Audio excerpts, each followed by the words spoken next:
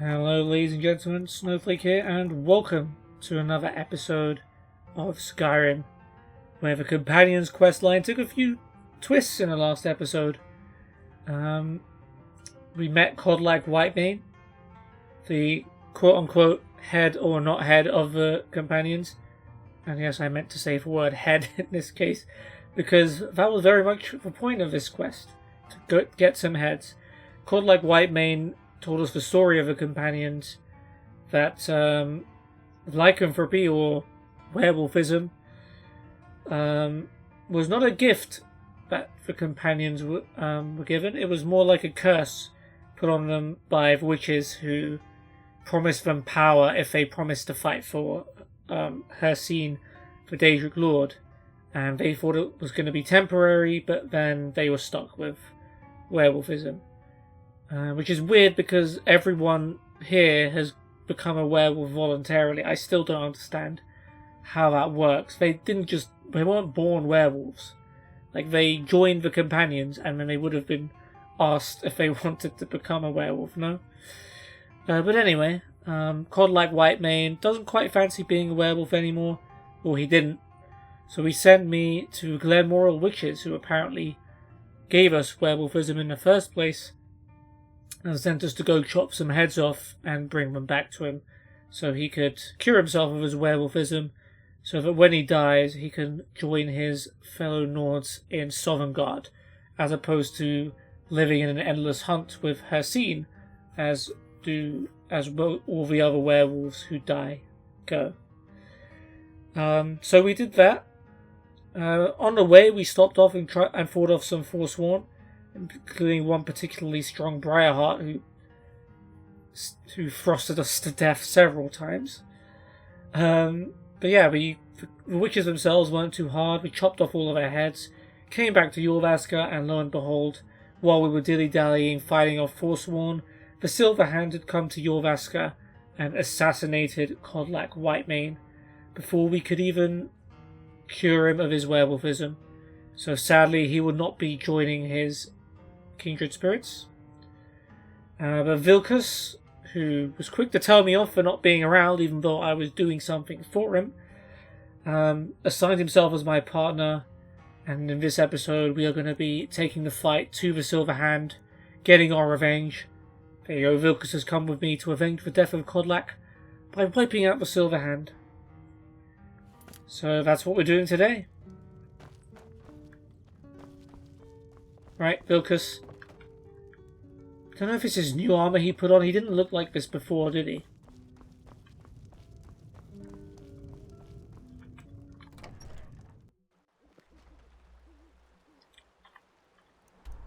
Okay, and we are heading to Driftshade Refuge, which we've got which is near Fort Fellhammer, which is where we cleared, which is where we beat that other Silverhand head.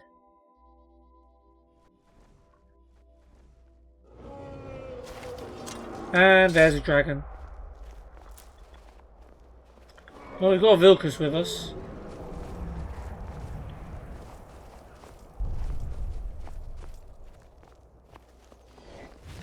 The dragon's fighting something.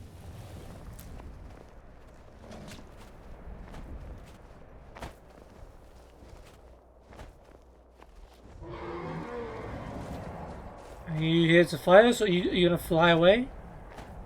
You're gonna fly away.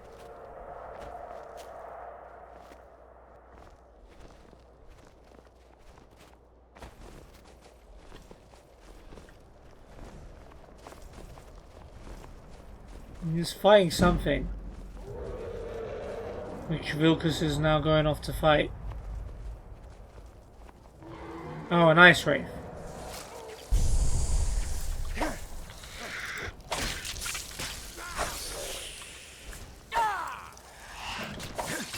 Tricky ones, these ice wraiths.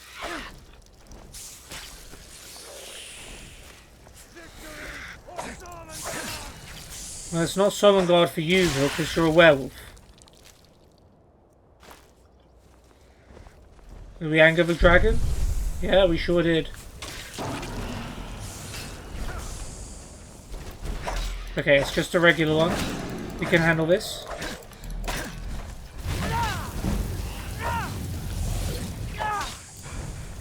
Alright, we're up to 73 one-handed.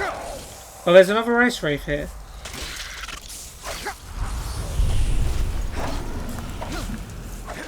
Alright, let's deal with the dragon first, shall we? Okay. Bloody hell, Vilkas, you're really struggling. You're not going to do very well against the Silverhand if you're getting popped by ice wraiths. Did this dragon even attack you? I don't think so. Pretty cool, eh?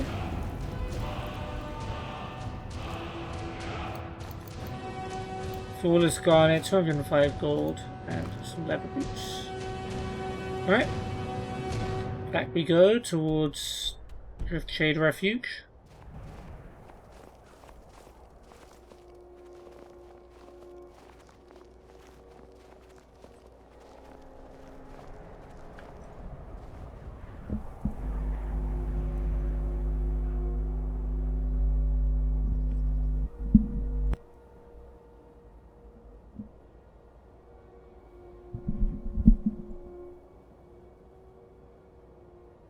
Alright, sorry guys, I'm just fixing some more background mic noise.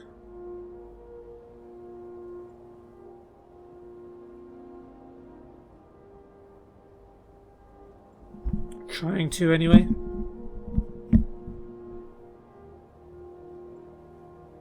Okay, that works. No, it doesn't.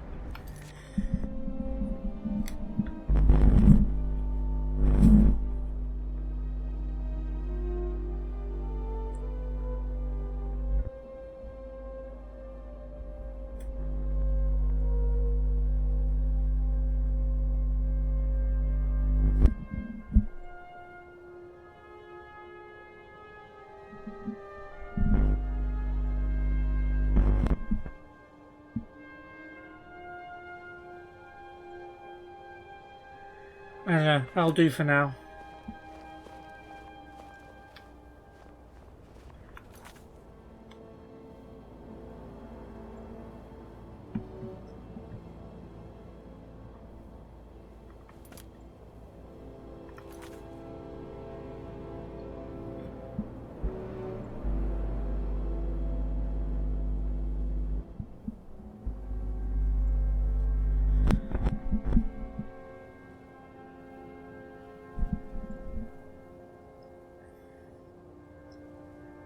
I'm trying. I'm trying. Okay. Stop doing it.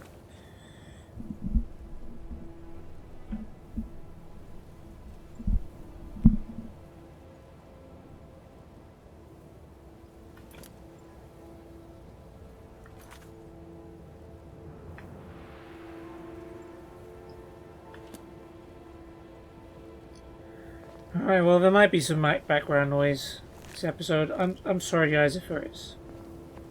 Oh yeah, we've fought a giant here, didn't we? I vaguely remember.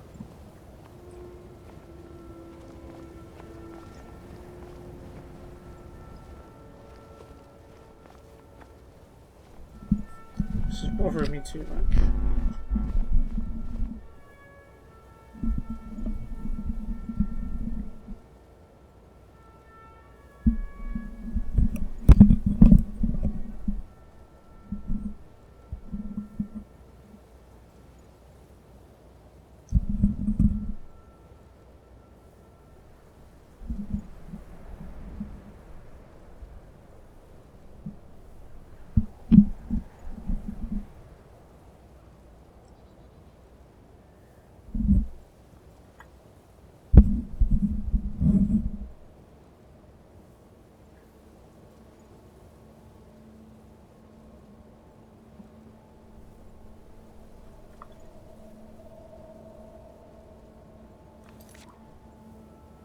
One sec, guys.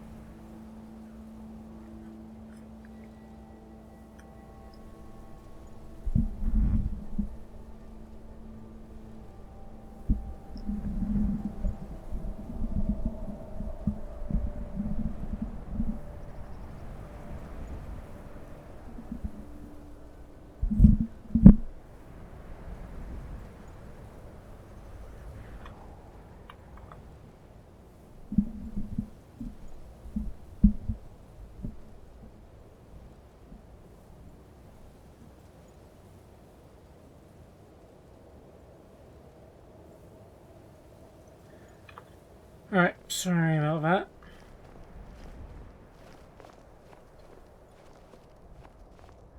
Yeah, there might be little bits of background noise. I've really done everything I could to try and minimize it. I don't know why it's happening now. But I'll try and fix it for the next episode. We climbed pretty far.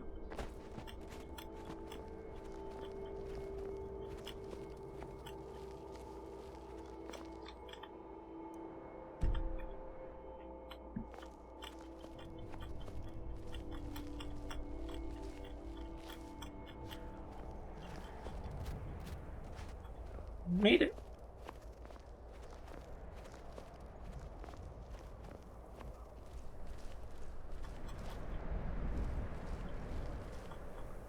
There's a little lore down there.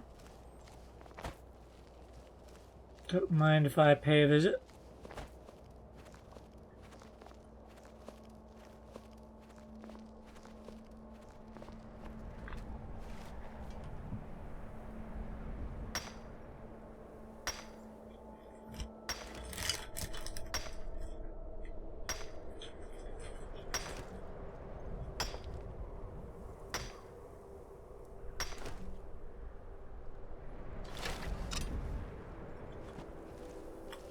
Vilkas will catch up, it's fine.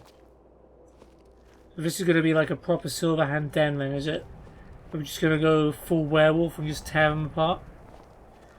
Or maybe we'll do it in a way that Kodlak would prefer, without werewolves.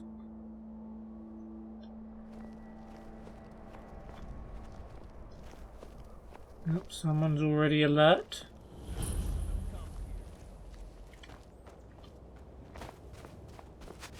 Oh, it's an archer. Is someone there? There's two of them. Phew. One shot. Correct, sir. Alright, let's see if we can maneuver our way here. Oh, there's the stairs back here.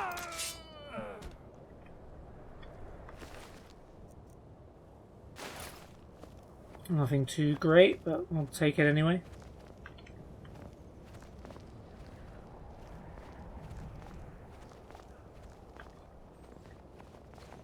Good job, Vilkas. We're gonna take the fight to the Silverhand, buddy.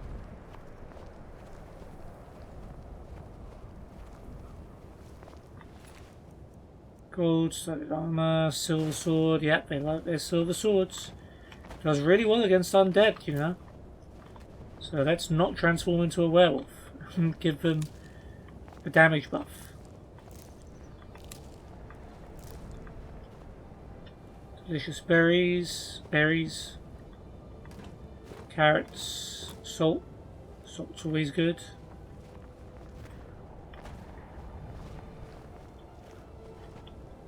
Can't loot these mini barrels.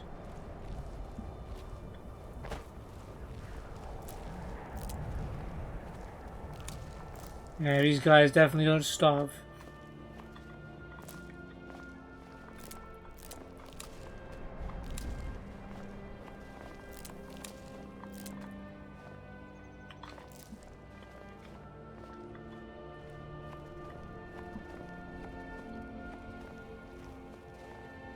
This doesn't look like a particularly big place for like the final boss of the Silverhands. Who knows?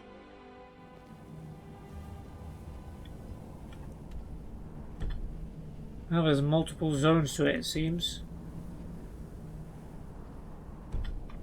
So, I guess it gets bigger as you go further in. Maybe it's supposed to be a little low-key. I'm expecting traps because it's got to be werewolf-proof. So, traps designed to hold off wild animals, you would expect. Someone there. Over here.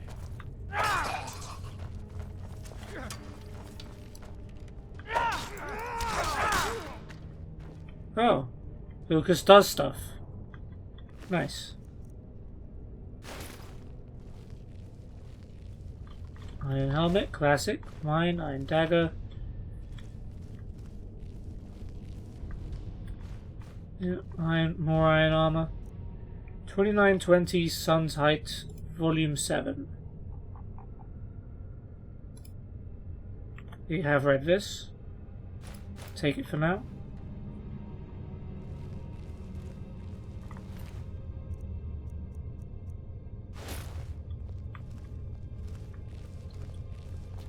Let's take a look around this joint. It's not a secret button. Sort of looked like one. Why does the silver hand look like a wolf? You not see how it has a very wolf-like appearance? I know it's a cat, but I bet he got jumped a few times by accident by some of his friends. Okay, the way forward is clearly... Ooh. Okay, I thought that was like an enchanted symbol for a sec. Nope, just a chandelier.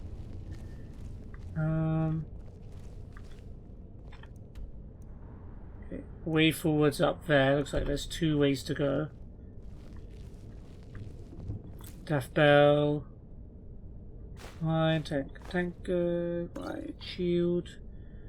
Galerion the Mystic, I think we have read.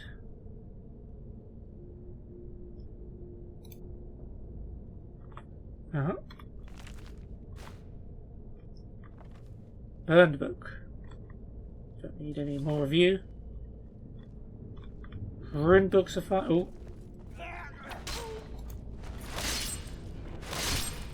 Come on, Vilkas, you gotta stay sharp, man. Don't you have an icon that changes cut or that widens whenever someone's about to attack you? Just me?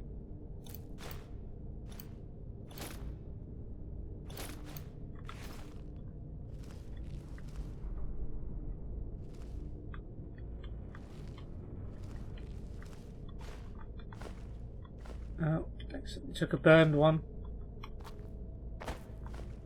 I only want the ruined ones. And yeah, of course we're carrying too much. Creep Cluster, Frost Salt, Plentiful Magica, River Betty.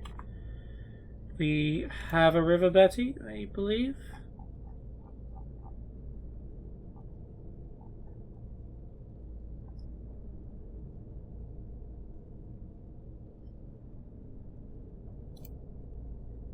Yeah. Okay, let's eat this one. Damage health. Ow.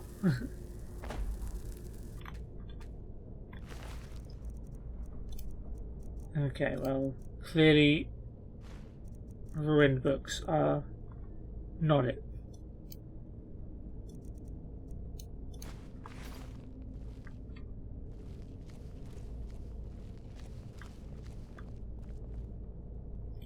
Ancestors and the Dunmer. We've read that one.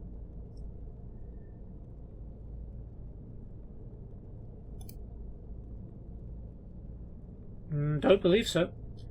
Let's have a read. Ancestors and the Dunmer. Ghosts walk among them. The departed spirits of the Dunmeri, and perhaps those of all races, persist after death. The knowledge and power of departed ancestors benefits the bloodlines of Dunmeri houses. The bond between the living family members and immortal ancestors is partly blood, partly ritual, partly volitional. Oh yeah, because they can summon their ancestors as ghosts, right? A member brought into the house through marriage binds himself through ritual and oath into the clan, and gains communication and benefits from the clan's ancestors. However, his access to the ancestors is less than his offspring, and he retains some access to the ancestors of his own bloodline. The family shrine. Each residence has a family shrine. In poorer homes it may be no more than a hearth or alcove where family relics are displayed and venerated. In wealthy homes a room is set aside for the use of the ancestors. This shrine is called the Waiting Door and represents the door to oblivion. Here the family members pay their respects to their ancestors through sacrifice and prayer, through oaths sworn upon duties, and through reports on the affairs of the family. In return the family may receive information, training and blessings from the family's ancestors. Damn, you can get your ghost family members to spy for you. That's pretty cool. The ancestors are thus the protectors of the home, and especially the precincts of a waiting door.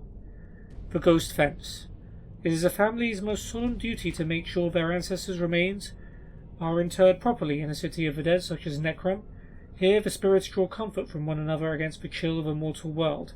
However, as a sign of great honour and sacrifice, an ancestor may grant that part of his remains be retained to serve as part of a ghost fence, protecting the clan's shrine and family precincts. Such an arrangement is often part of a family member's will, for the knucklebone shall be saved out of his remains and incorporated with solemn magic and ceremony into a clan ghost fence. Just made me think of a thieves' guild. In more exceptional cases, an entire skeleton or even a preserved corpse may be bound into a ghost fence. These remains become a beacon and focus for ancestral spirits, and for the spirits of the remains in particular. The more remains used to make a ghost fence, the more powerful the fence is, and the most powerful mortals in life have the most powerful remains. The great ghost fence created by the tribunal to hold back the blight incorporates the bones of many heroes of the temple and of the houses Induril and Redoran, who dedicated their spirits to the temple and clan as their surrogate families. The ghost fence also contains bones taken from the catacombs of Necrom and the many fields of Morrowind. The Mortal Chill. Spirits do not like to visit the mortal world, and they do so only out of a duty and obligation. Spirits tell us that the other world is more pleasant, or at least more comfortable for spirits than our real world, which is cold, bitter, and full of pain and loss. Mad spirits. Spirits that are forced to remain in our world against their will may become mad spirits, or ghosts. Some spirits are bound to this world because of some terrible circumstances of their death, or because of some powerful emotional bond to a person, place, or thing. These are called hauntings. I remember when we desecrated the tomb of Lafasa and Daris in Shadenhall, and she came back as a ghost. We stole her bust. She got very mad at that. Some spirits are captured and bound to enchanted items by wizards. If the binding is involuntary, the spirit usually goes mad. A willing spirit may or may not retain its sanity depending on the strength of the spirit and the wisdom of the enchanter. Some spirits are bound against their wills to protect family shrines. This unpleasant fate is reserved for those who have not served family faithfully in life. Dutiful and honourable ancestral spirits often aid in the capture and binding of wayward spirits. These spirits usually go mad and make terrifying guardians. They are ritually prevented from harming mortals of their clans, but that does not necessarily discourage them from mischievous or peevish behaviour. They are exceedingly dangerous for intruders. At the same time, if an intruder can penetrate the spirit's madness and play upon the spirit's resentments of his own clan, the angry spirit may be manipulated. Oblivion. The existence of oblivion is acknowledged by all Tamriel cultures, but there is little agreement on the nature of that other world, other than it is the place where the Aedra and Daedra live, and that communication and travel are possible between this world and oblivion through magic and ritual. The Dhamma do not emphasize the distinction between this world and oblivion as do the human cultures of Tamriel. They regard our world and the other world as a whole, with many paths from one end to the other, rather than two separate worlds of different natures with distinct borders. This philosophical viewpoint may account for the greater affinity of elves for magic and its practices. Foreign views of Dunmerry ancestor worship and spirit magic. The Altmerry and Bosmerry cultures also venerate their ancestors, but only by respecting the orderly and blissful passage of these spirits from this world to the next. That is, Wood Elves and High Elves believe it is cruel and unnatural to encourage the spirits of the dead to linger in our world. Even more grotesque and repugnant is the display of the bodily remains of ancestors in ghost fences and ash pits. The presentation of finger bones in a family shrine, for example, is sacrilegious to the Bosmer, who eat their dead, and barbaric to the Altmer, who inter their dead. The human cultures of Tamriel are ignorant and fearful of Dark Elves and their culture, considering them to be inhuman and evil, like Orcs and Argonians. Right, of course you had to compare it to something, didn't you? But more sophisticated. The human populations of Tamriel associate Dunmerry ancestor worship and spirit magic with necromancy. In fact, this association of the Dark Elves of necromancy is at least partly responsible for the dark reputation of Dunmer throughout Tamriel. This is generally an ignorant misconception, for necromancy outside the acceptable clan rituals is the most abhorrent abomination in the eyes of a Dunmer. The Dark Elves would never think of practicing sorcerous necromancy upon any Dark Elf, or upon the remains of any elf. However, Dark Elves consider the human and Orcish races to be little more than animals. There is no injunction against necromancy upon such remains, or on the remains of any animal, bird, or insect. Damn. Imperial policy officially recognizes the practices of Dunmeri ancestor veneration and spirit magic as a religion, and protects their freedom to pursue such practices so long as they do not threaten the security of the Empire. Privately, most Imperial officials and traders believe Dark Elf ancestor worship and displays of remains are barbaric, or even necromantic. Telvanni necromancy. Yeah, we saw a bit about Telvanni necromancy in that other book, The Horrors of Castle Zir. The Telvanni are adept masters of necromancy. They do not, however, practice necromancy upon the remains of Dark Elves. Same Telvanni regard such practices with loathing and righteous anger. They do practice necromancy upon the remains of animals and upon the remains of humans, orcs and Argonians, who are technically no more than animals in Morrowind. Publisher's note. This book was written by an unknown scholar as a guide for foreign visitors to Morrowind shortly after the armistice was signed. Many of these practices have since fallen into disfavour. The most obvious changes are those regarding the practice of necromancy and the Great Ghost Fence. Dunmer today regard necromancy upon any of the accepted races as an abomination. The Ghost Fence has forced many changes in the practice of ancestor worship, with the vast majority of ancestors' remains going to strengthen the Great Ghost Fence around the mountain of Dag of Ur. There are very few clan ghost fences in Morrowind. The temple discourages such practices among the houses as selfish. The upkeep of family tombs and private waiting doors has also fallen into disfavour, as very few remains have been buried in these tombs and shrines since the armistice. In recent years, most Dunmer venerate a small portion of their ancestors' remains kept to the local temple. Okay. Interesting book. Learn a little bit about the Dunmer here. I wonder if we're going to run into many of them.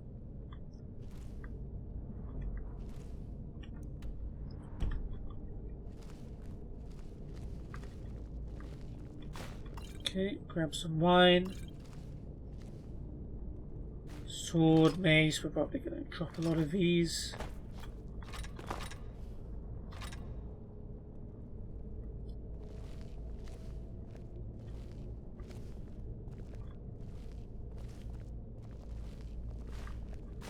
Trinket healing, wine, grand soul gem, iron helmet.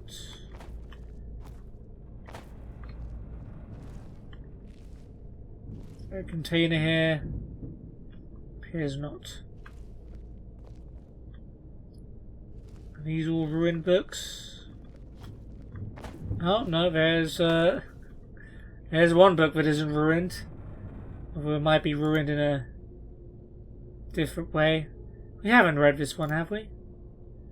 No, I don't believe we have. Well, if you have not come across this book before, prepare to enjoy yourselves. The Lusty Argonian Maid, Volume 1. This was the... Well, if you know what the word lusty means, you could guess what kind of a book this is. But back in Oblivion, this was just the Lusty Argonian Maid. It wasn't called Volume 1, so I guess in Skyrim, based on the success of the first one, they made another one. At least another one. Who knows? Let's read it though. The Lusty Argonian Maid, Volume 1, by Crassius Curio. What a great name.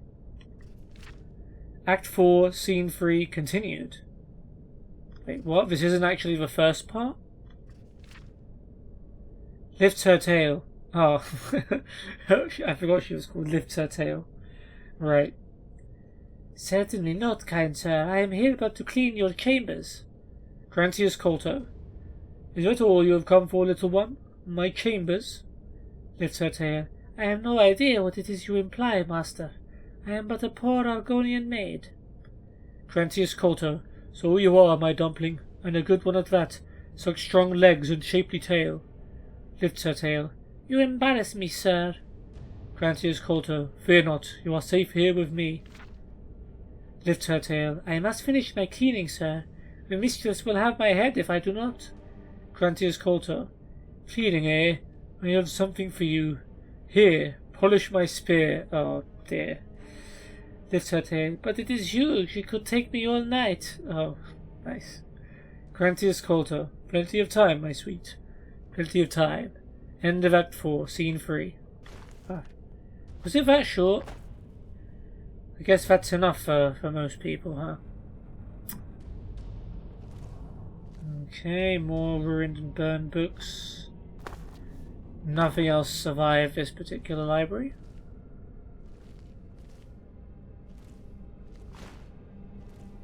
Have that line. Mace, tankard, shield, line, shield.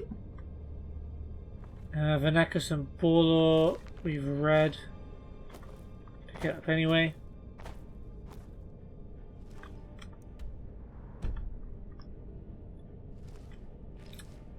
I don't want to dump stuff on the floor. I don't know if there's going to be a container this way. So let's just go back to our dead friend.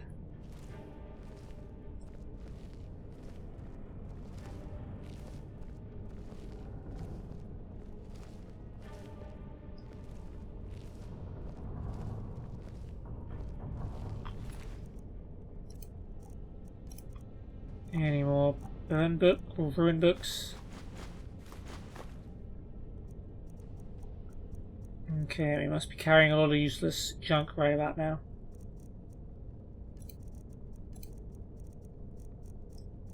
Namely iron stuff.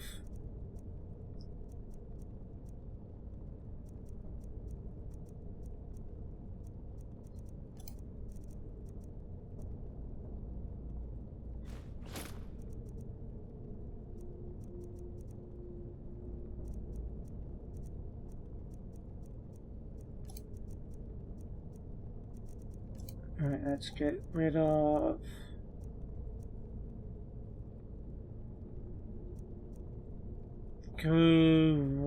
War X's.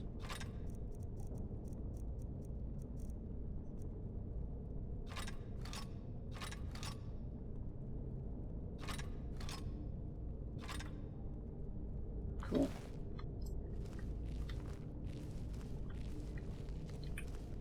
Onward.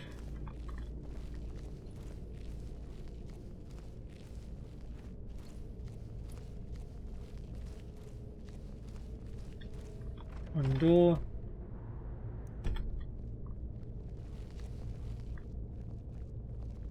Oh, hi there. What was that?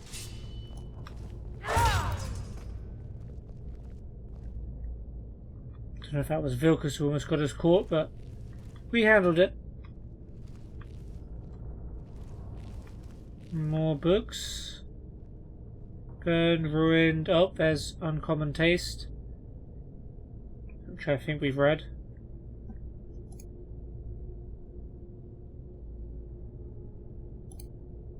Yep.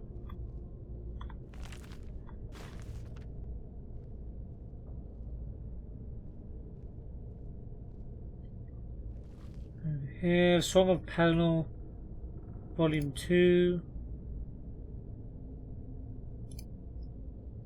We haven't read Volume 2, we've read Volume 1. There's more on top.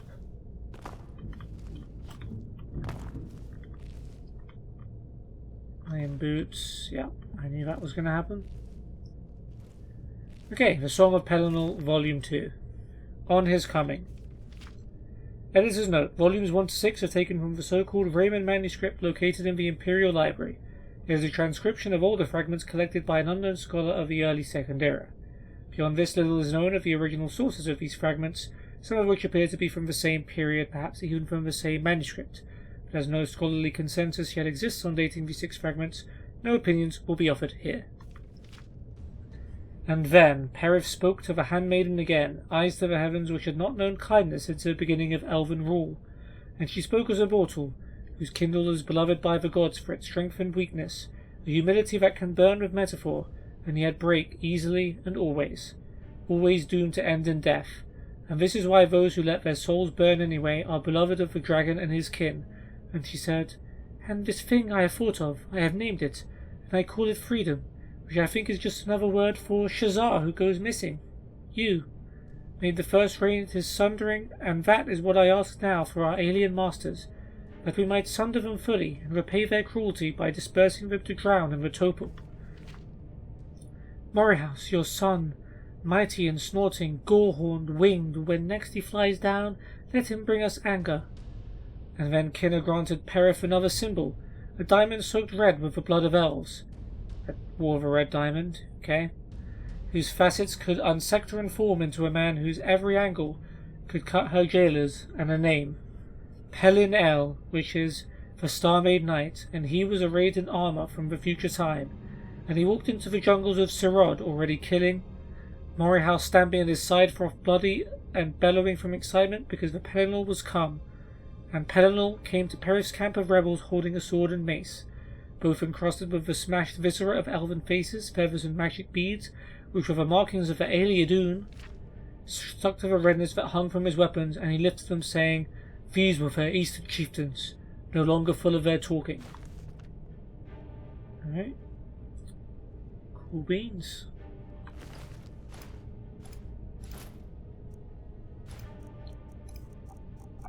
Okay, more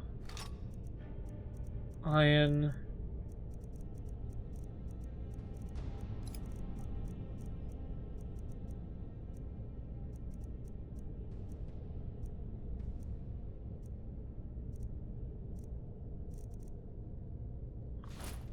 Boots can go. Shields. Be quite heavy. Oh. Quite Lucas. Time to end this little game. I'll try and make it quick. No more. I yield. I yield. Nice one, Lucas.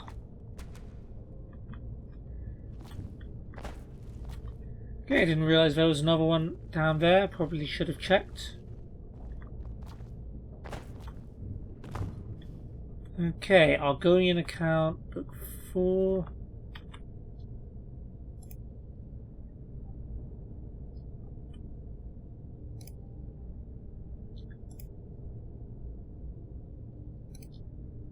Yeah, but it's pretty valuable, so we'll grab it.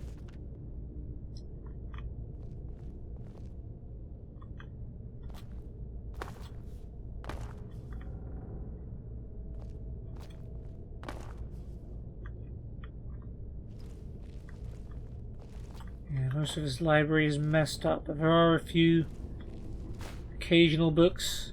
An Explorer's Guide to Skyrim.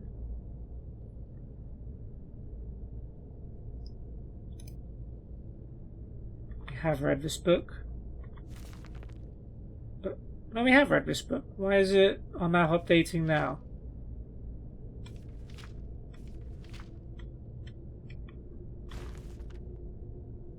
Huh, weird. The Wisp Mother, I'm pretty sure we've read as well. Check. Yep.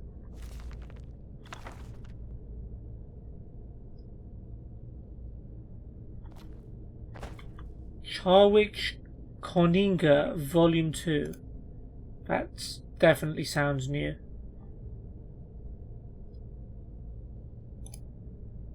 Yeah. Okay. Let's read this one. The Charwick Coninga Letters, Book 2. 3 Last Seed, 3rd Era, 411, Telarune, Morrowind.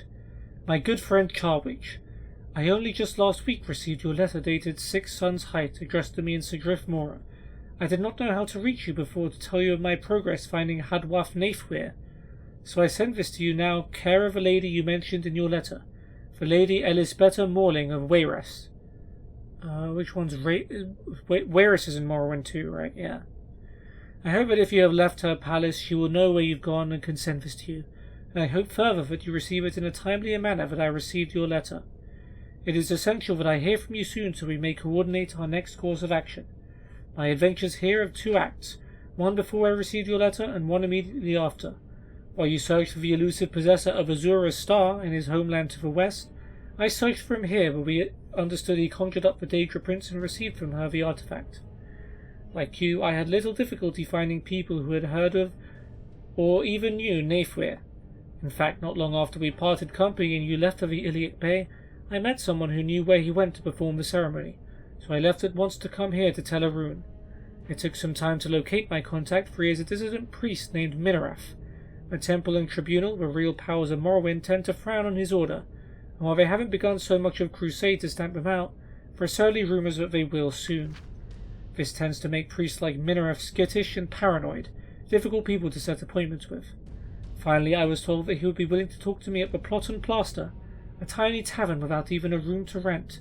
Downstairs there were several cloaked men crammed around the tavern's only table, and they searched me to see if I had any weaponry. Of course I hadn't. You know that isn't my preferred method of doing business. When it decided that I was harmless, one of the cloaked figures revealed himself to be Mirath. I paid him the gold I promised and asked him what he knew about Hadwath Nathwir. He remembered him well enough, saying that after he received the star, Walad intended to return to High Rock. It seemed he had unfinished business there, presumably of a violent nature which Azura's star would facilitate. He had no other information, and I did not know what else to ask. By the way, Azura's star, for those who don't know, is the Daedric artifact of the Daedra Lord Azura, which tends to be a soul gem that doesn't consume itself upon usage. You can keep storing souls in it and using them. We parted company, and I waited for your letter, hoping you had found Nathwir and perhaps even the star. I confess that as I lingered in Morrowind and never heard from you, I began to have doubts about your character. You'll forgive me for saying so, but I began to fear that you had taken the artifact for yourself. In fact, I was making plans to come to High Rock myself when your letter came at last. The tale of your adventure in the cemetery at Grimtree Garden, and the information you gathered from the lycanthropic caretaker, inspired me to have another meeting with Minarath. Thus began the second act of my story. I returned to the Pot and Plaster, reasoning that the priest must frequent that area of the city to feel so comfortable setting clandestine meetings there. It took some time searching, but I finally found him, and as luck would have it, he was alone. I called his name, and he quickly drew me to a dark alleyway, nervous that he would be seen by a temple ordinator. It is a rare and beautiful thing when a victim insists on dragging his killer to a remote location. I began at once asking about this fellow you mentioned, Nathwir's mysterious patron Baliasir. He denied ever having heard the name.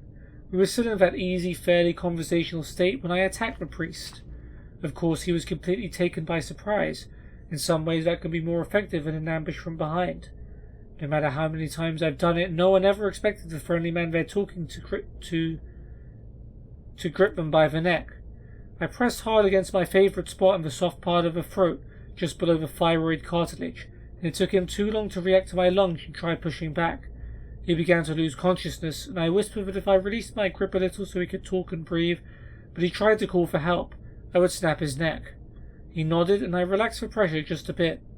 I asked him again about Baliasir, and he shook his head, insisting that he had never heard the name. As frightened as he was, it seemed most likely that he was telling the truth. So I asked him more generally if he knew anyone else who might know something about Hadwath Nathwir. He told me that there was a woman present also during the ceremony, someone he introduced as his sister. I remembered then the part of your letter about seeing the grave of Nathwir's sister, Perira. When I mentioned the names of the priest, he nodded frantically, but I could see that the interrogation had reached an ending. There is, after all, something about being throttled that causes a man to answer yes to every question. I snapped Minarath's neck and returned home. So now I am again unsure how to proceed. I made several more inquiries, and several of the same people who met Nathwir remember him being with a woman. A few recall him saying that she was his sister. One or two believe they remember her name as being Perira, though they're not certain. No one, however, has heard of anyone named Baliasir. If I do not hear word from you in response to this in the next couple of weeks, I will come to High Rock, because it's there that most people believe Nathwir returned. I'll only stay here long enough to see if there are other inquiries I can make, only in Morrowind, to bring us closer to our goal of recovering Azura's star. Your friend Kodinga. Cool.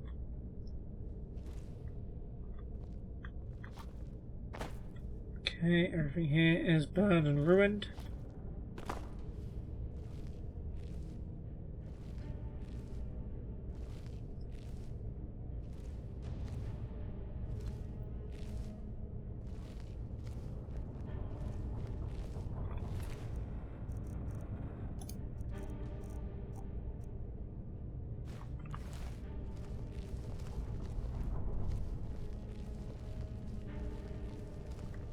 Okay, we don't really want iron maces, but what else do you have? Gold, hawk feathers, cure disease, scaled boots. And we'll take the armor. Dark Seducer boots 26. Scale boots 22. We're getting close to an armor level of stuff that might be useful to us.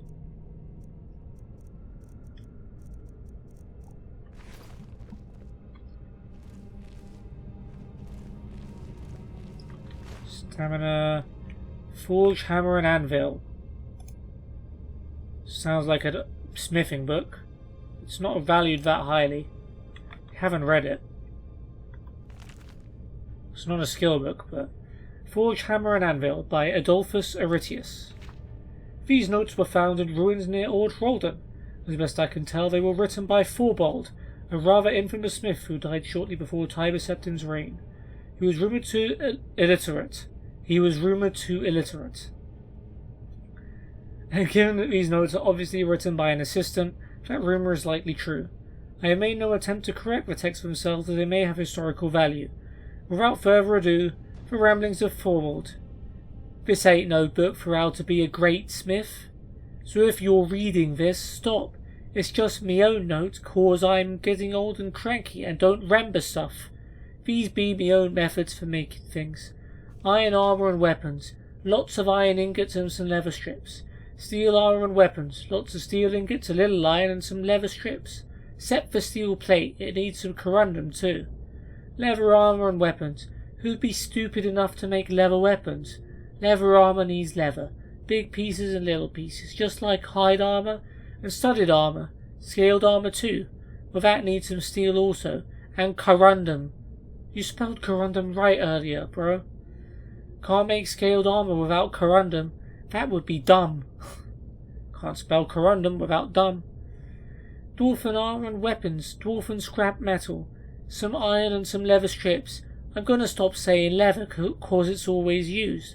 Are you writing what I just said? You idiot, just do it, don't write it. Forbald is old and fat. Elven armour and weapons. Elves and dwarfs didn't get along. Bet you didn't know that. Elven stuff needs moonstone and a little bit of iron. Except for that gilded stuff. Gotta add quicksilver if you want to make gilded elven armour. Orcish armour and weapons. Use orichalcum and a bit of iron. Forbald doesn't like orcs. Ebony armour and weapons. Takes only ebony, no iron. Not even a little. You want to, but don't. Glass armour and weapon. Need malachite and some moonstone. Nasty stuff working with malachite. Daedric armour and weapons. Ha! Like I'd write that down. He uses Daedra hearts. I don't know where he gets them. That's all. You can stop writing now. I said stop. Postscript. The last page had a large streak of ink and a few splatters of blood. It would be a fair conclusion that Forbald beat his assistant. We have no way of know. Even the guy who scribed the notes is illiterate. We have no way of know if Forbald ever discovered the extraneous comments added to his script. Adolphus Arretius. I think that's genuinely supposed to be a smithing guide, though. Just telling you which stuff you need for certain instruments, you know? Oh, yeah, that wine did it.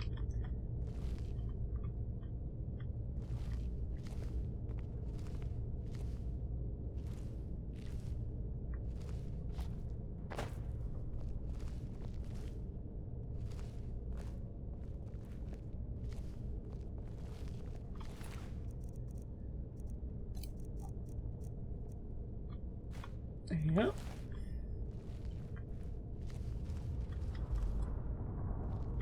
Red book. Some more wine. Okay, it came from up there. I mean, this is clearly just a side passage route, so...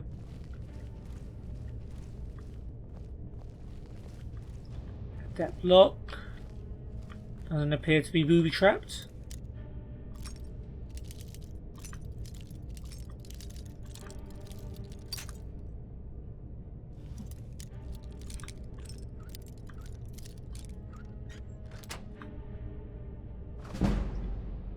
Nice, lockpicking's up, gold sapphire, nothing too heavy.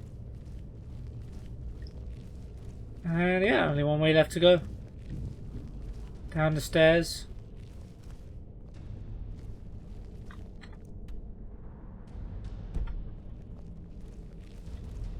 Oh, there's a door here. Best believe we're breaking that down.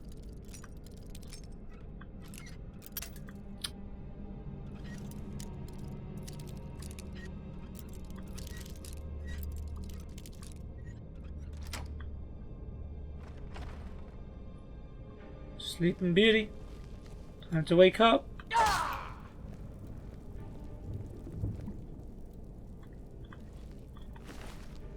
Take your ski behind, your gold. Most things here, really. We don't have any shields to give, but you can have some gauntlets.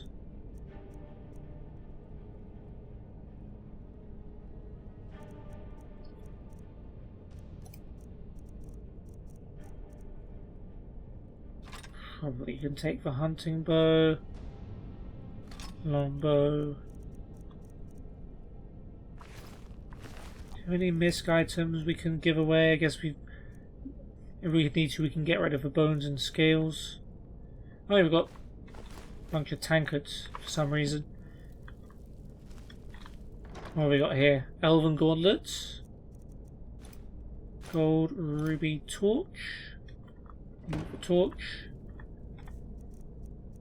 What gauntlets do we have? The braces of wielding, yeah. This does protects us more, but 20% more one-handed trumps that. Ooh, report disaster at INF. I think we've read this one.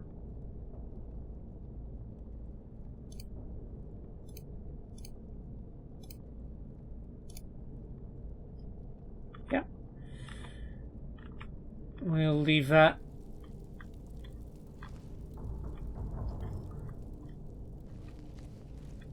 Don't think anyone else is taking a nap, so let's look around some more.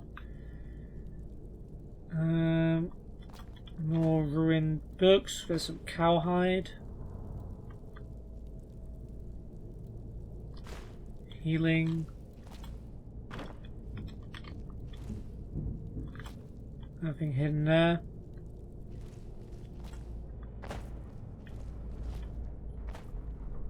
Pheasant roast. Steel ingots. Deer pelt. Garlic. Stamina.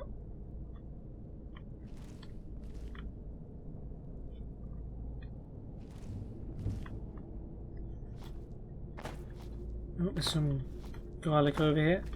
We missed a potion somehow.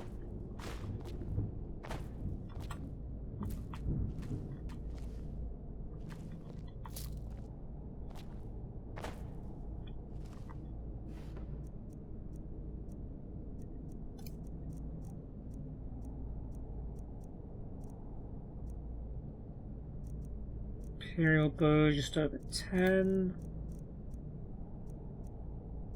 Fur armor's just over 8.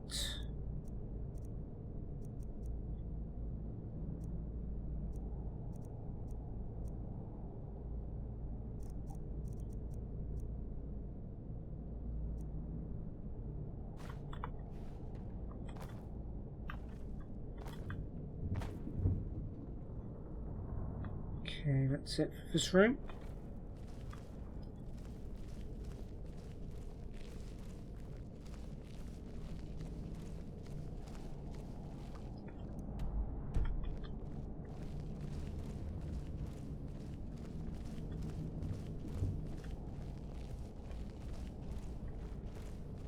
Someone there. Is someone there? Yep.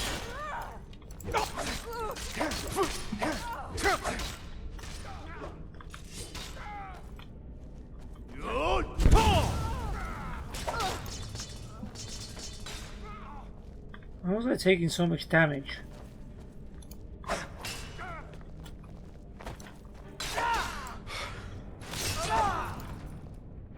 Nice.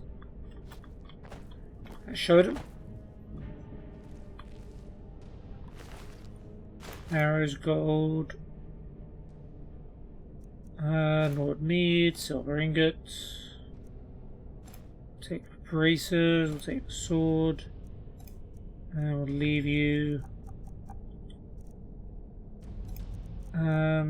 more armor.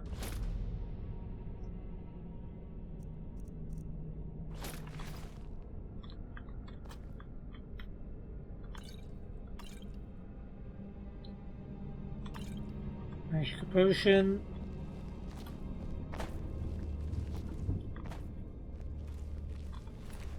Gold, mud crab, cure disease, steel armor, we'll leave. Iron helmet. Okay, steel emblem, pure gauntlets. Silver great sword, and we'll leave. We drop in 10 things now.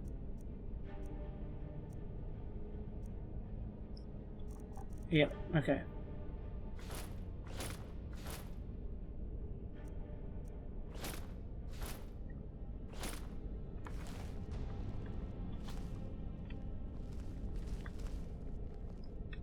Empty cupboard, bunch of plates, baskets.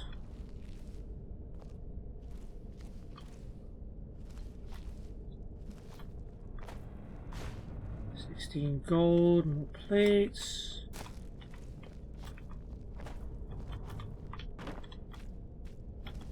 Empty baskets and a chest. Craft of lockpicking. Makes lockpicking easier for 30 seconds. 61 gold, minor, stamina, gold ring, orcish warhammer.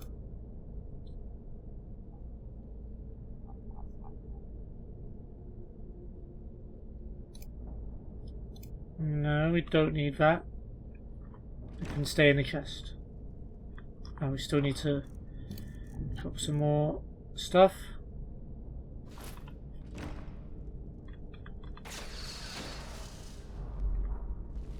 Okay, on we go. Ah, this goes to the next zone. So we didn't actually go here. Which means we're going. Oh, we actually missed a whole little area here. Craft of regen, alto wine,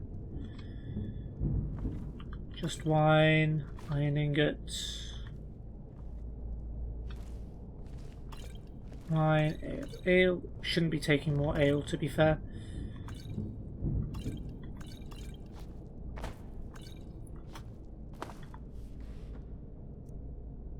Girl's green dress. I'm pretty sure we don't have that.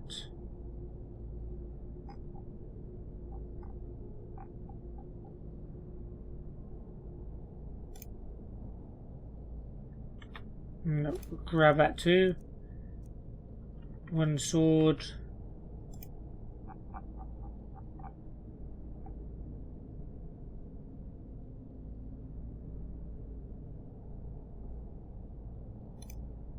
Yeah, we got that.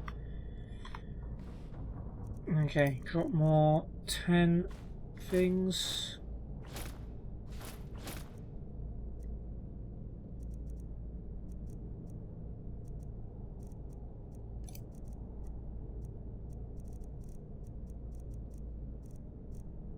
There we have a plate.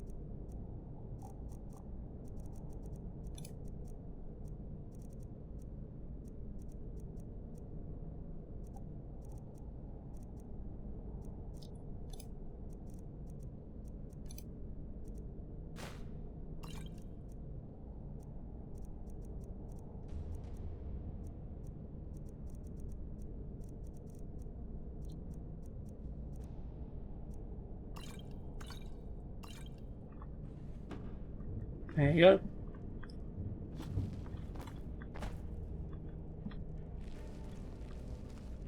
Oh, I somehow managed to miss this whole storage room. Okay.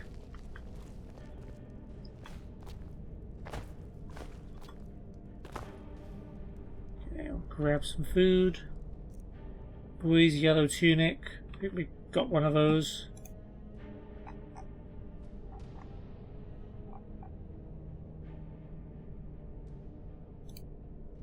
Yep.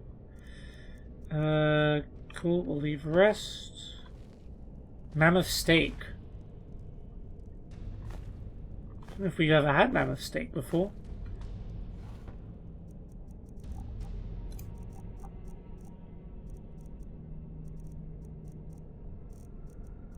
I know I took something by accident. Yeah. Mammoth steak. 10 points of health. Not bad.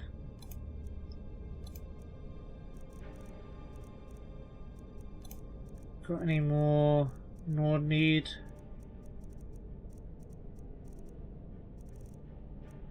Right, we'll drop 11 steel, we'll drop these Imperial gauntlets.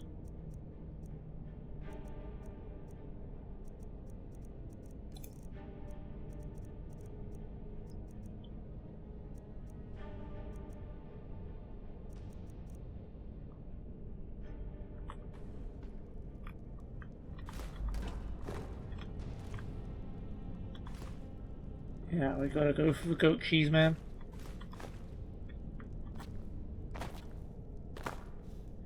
One day we'll feel comfortable leaving without food. Not today.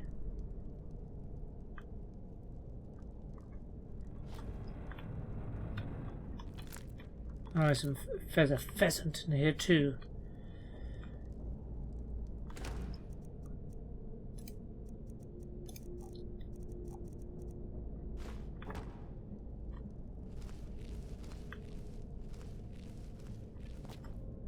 Oh yeah, I did want to go back and check out that other area we didn't get a chance to look at. Apparently that wasn't the way forward, I thought it was.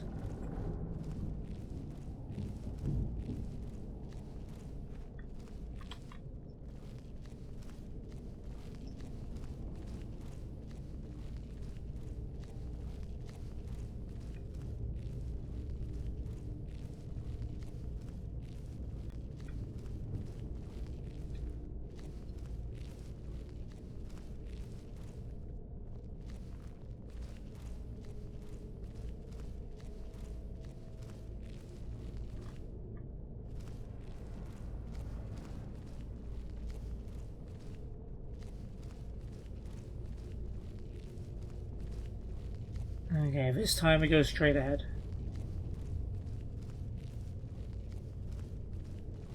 Wolves. Is this even going to be accessible to us? Yeah, that was worth making sure.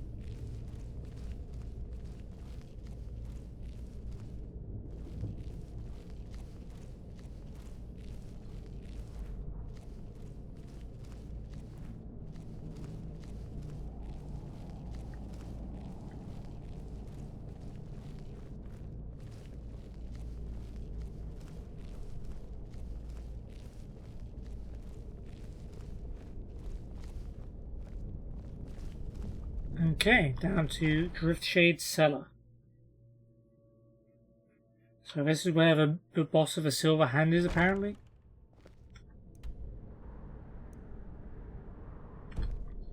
Maybe not. Maybe even further still.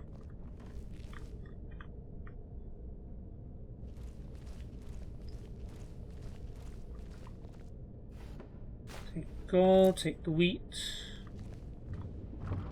Now this gold lockpick, you can keep the boots.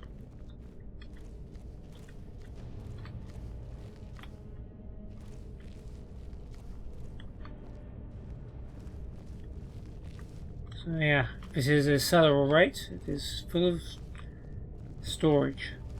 We have a pressure plate, which, what would that do?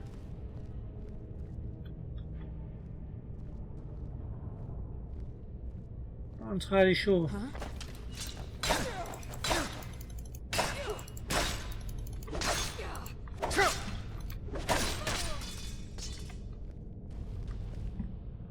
Ah, right, that would swing this and hurt us. Ooh, steel helmet.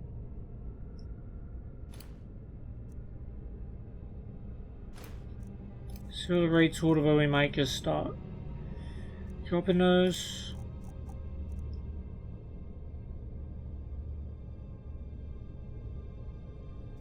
Not just yet. Studded armor is worse. Iron helmet's actually worse.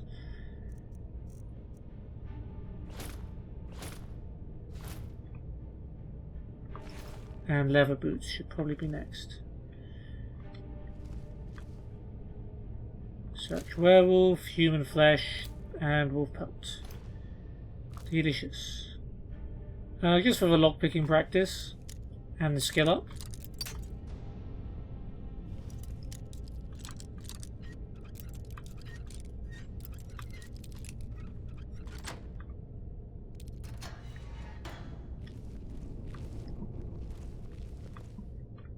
Alright, so I lock werewolves up. Which is interesting. What does the pull bar do?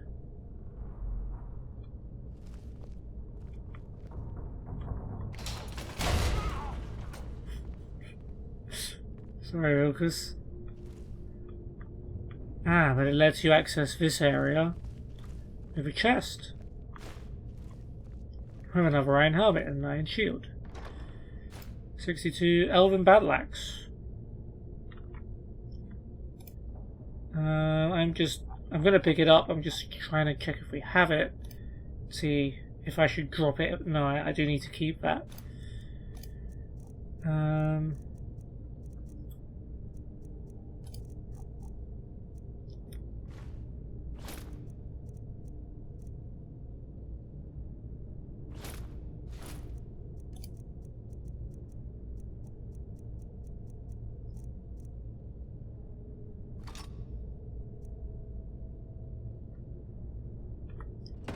Okay.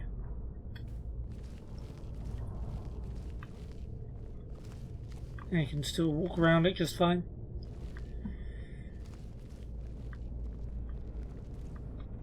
Boots, maces, braces, swords.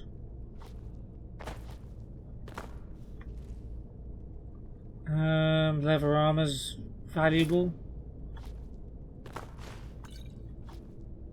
Iron greatsword, iron armor, iron warhammer. We got everything.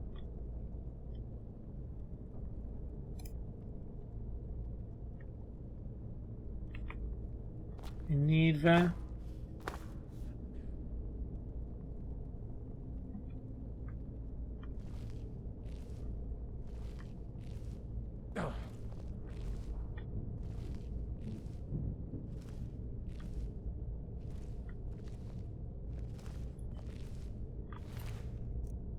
You can grab this greatsword too, my friend.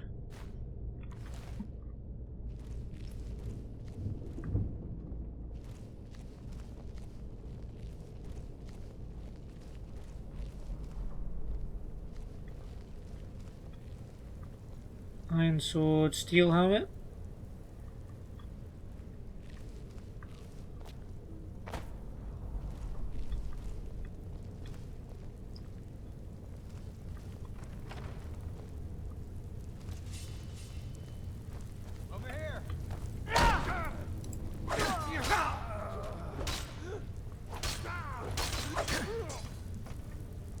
Nice. Oh, there's a weird snowy part of this cave. I was not expecting that.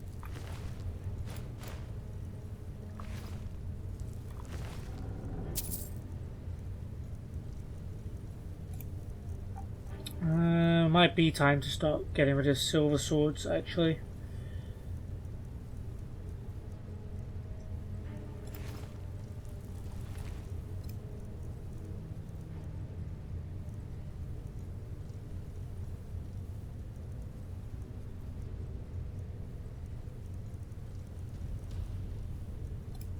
Maybe some books, actually.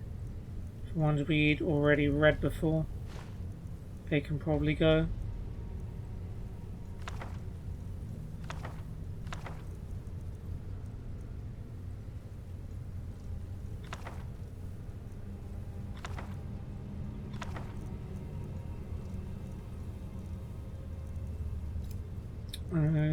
Yeah. You can start dropping silver swords now.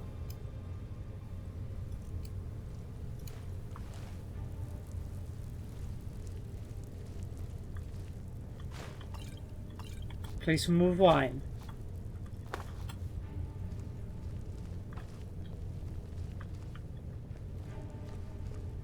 Healing.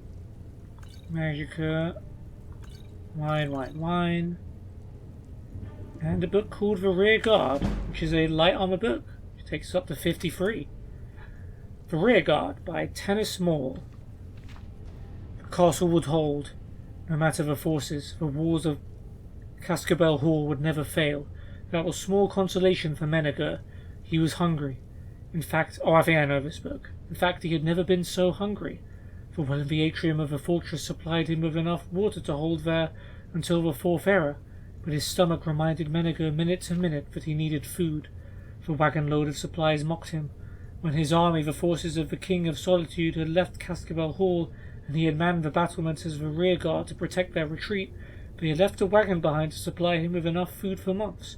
It was not until the night after they left that he inspected the larder and found that nothing edible was in the wagon.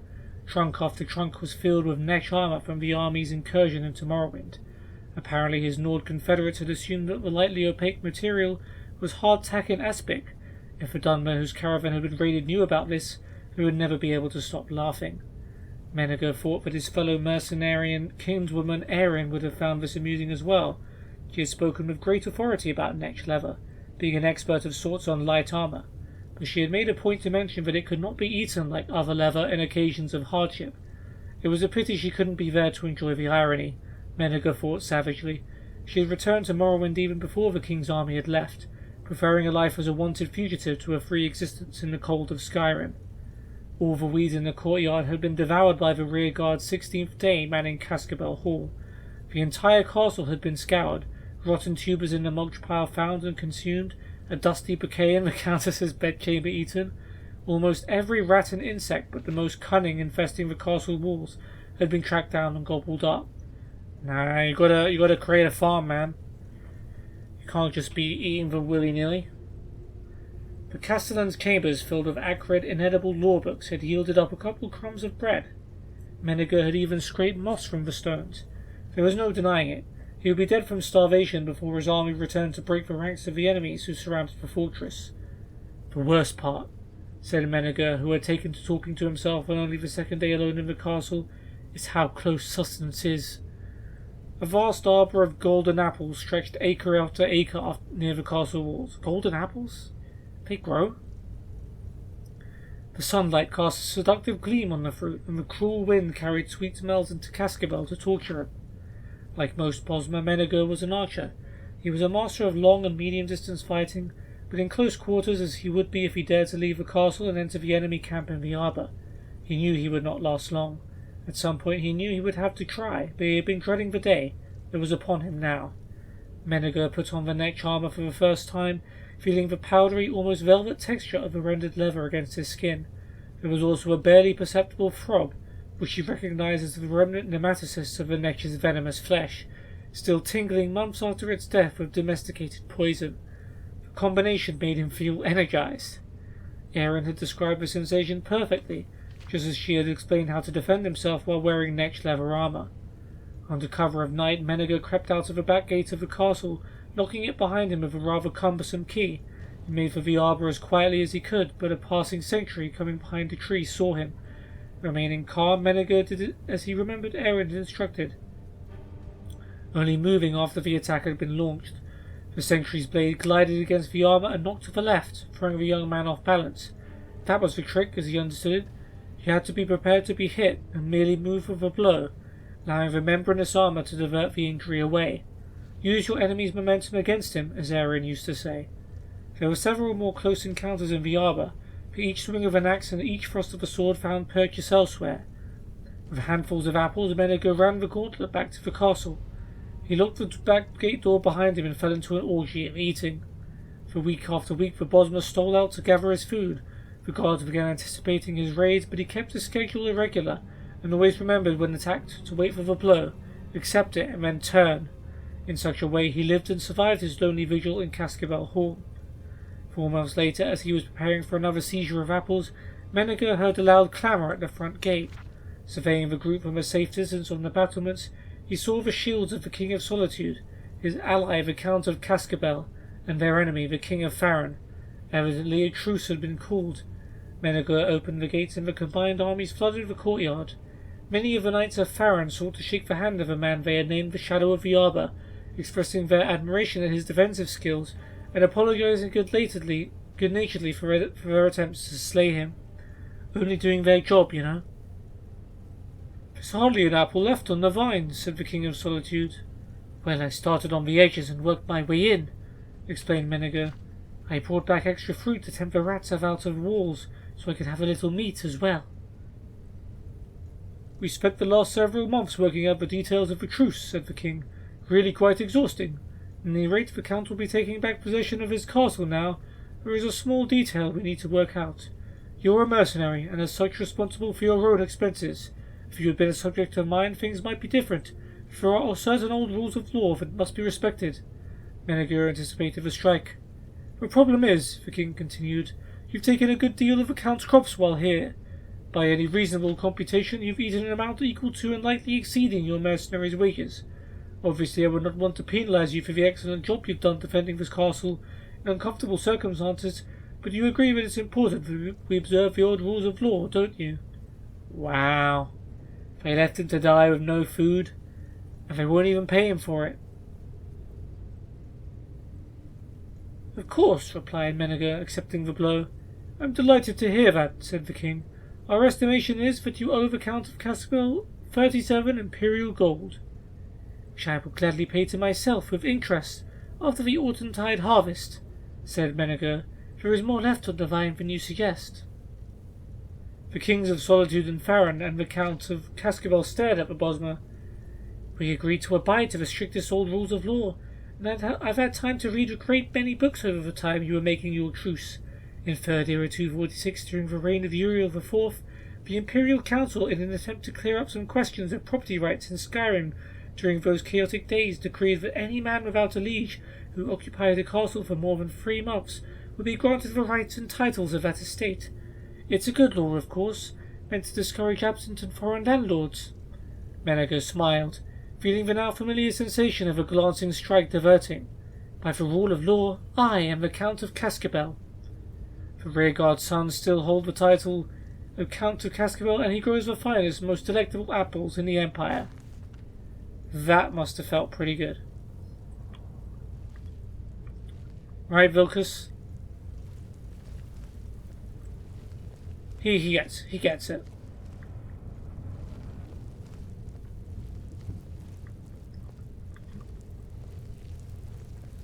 Got it then? Okay, into the snow for some reason.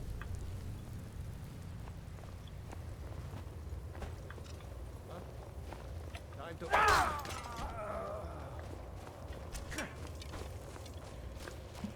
What you want? Oh, another light armor buff. And we're up to 54. Heading towards another level up soon. Take gold, we'll take the arrows. Now there's a werewolf here. Now the last time we unlocked the door for a werewolf, he sort of killed us. Disease, venison chop. Steel mace, we don't want that. Take another silver sword.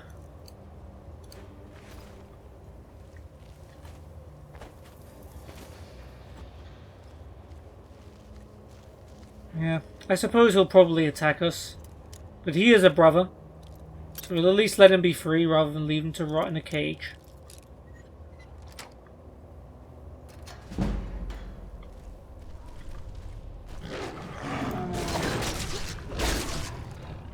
Holy crap, that werewolf destroyed Vilcus. Sent him flying. Dear me. Oh, and now he's brought a friend here with us. Horsehide, sure.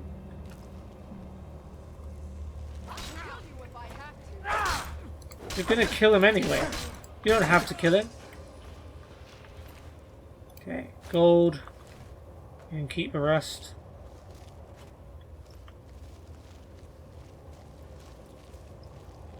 Okay. Yeah, there's no reason to do this other than lockpicking skill.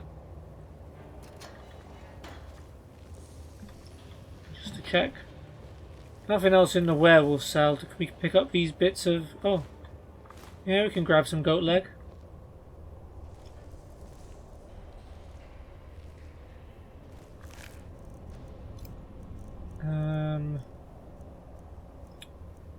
Yeah.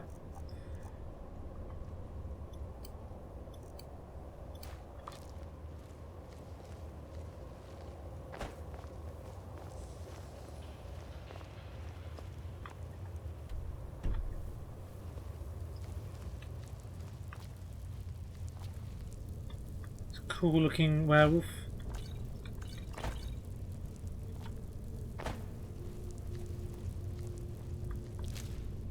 Died in a very dignified pose.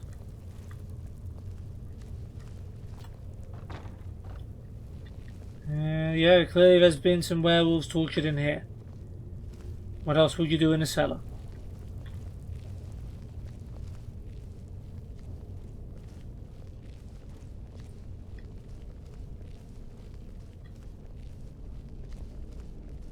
Gotta be people in here, right?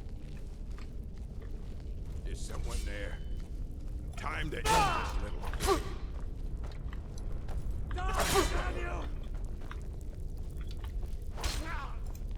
Watch it there, brother. Sorry, Vocus. I didn't realize that was you.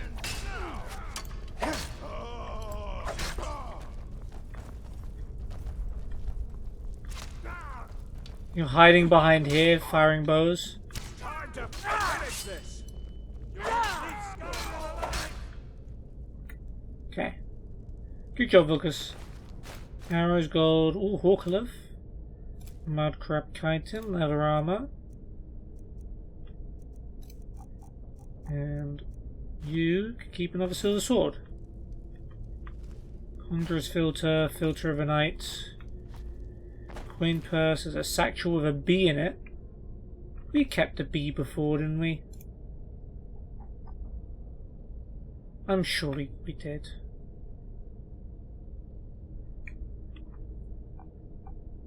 I would feel safer in the knowledge if I saw it. Yeah, okay. Bee, butterfly wing. Let's eat a bee.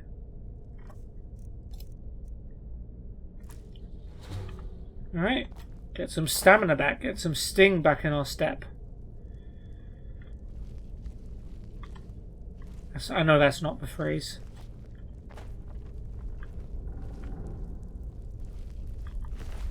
Gold, hawk feathers, cure disease, more leather armor. We'll obviously trade for a silver sword.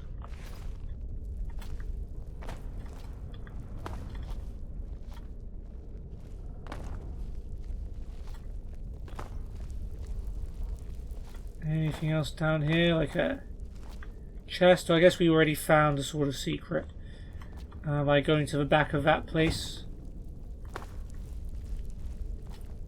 Or is there more? Nope, just a dusty old wardrobe.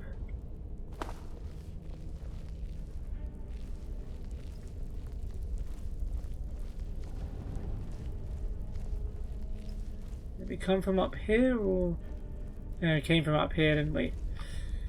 So we need to go left.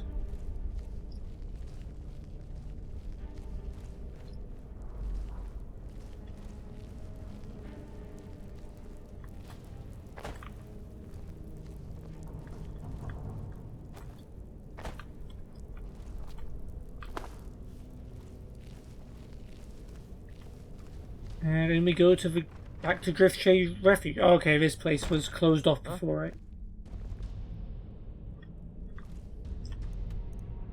Yeah. Couldn't go in there before. Now we can. Grab some heals.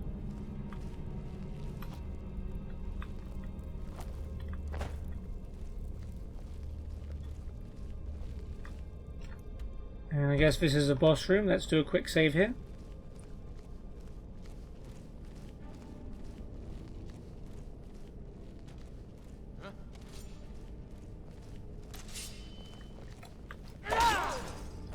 Okay, that silver armored guy is clearly the leader. Maybe he's not so tough. No, he's pretty tough. Alright, let's go get backline first.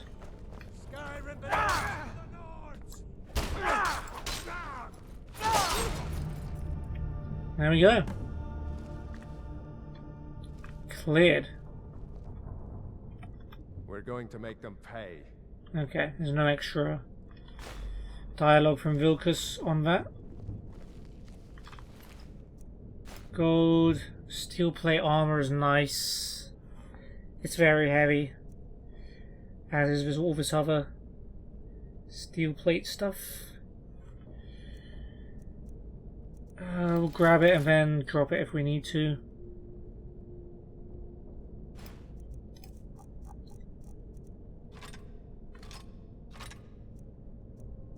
But we'll probably need to drop it.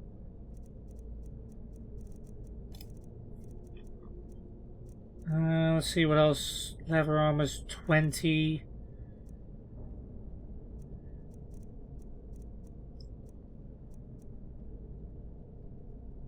Steel plate armor is not 20.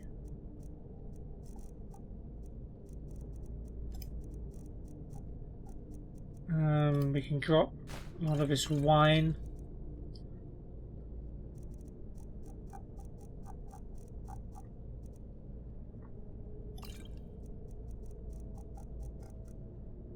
Don't know how much difference that makes.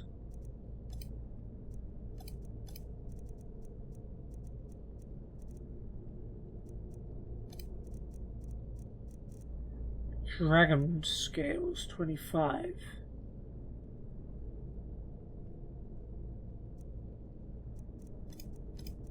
Yeah, probably just the steel plate.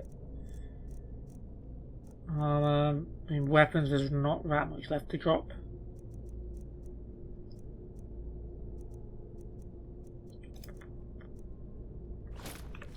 Okay. Okay, let's see what your friends were carrying. Gold, a red apple. Gold, cure disease, arrows. That's enough. Alright, those are the fragments of Wolfrad, right? 2920 Morning Star Volume 1. Don't think we've read this one. Oh, one-handed. Up to 74 now. Morning Star, Book 1 of 2920, The Last Year of the First Era, by Kodlak Townway. 1 Morning Star 2920, Mournhold, Morrowind. Almalexia lay in her bed of fur dreaming, not until the sun burned through her window, infusing the light wood and flesh colours of her chamber in a milky glow did she open her eyes.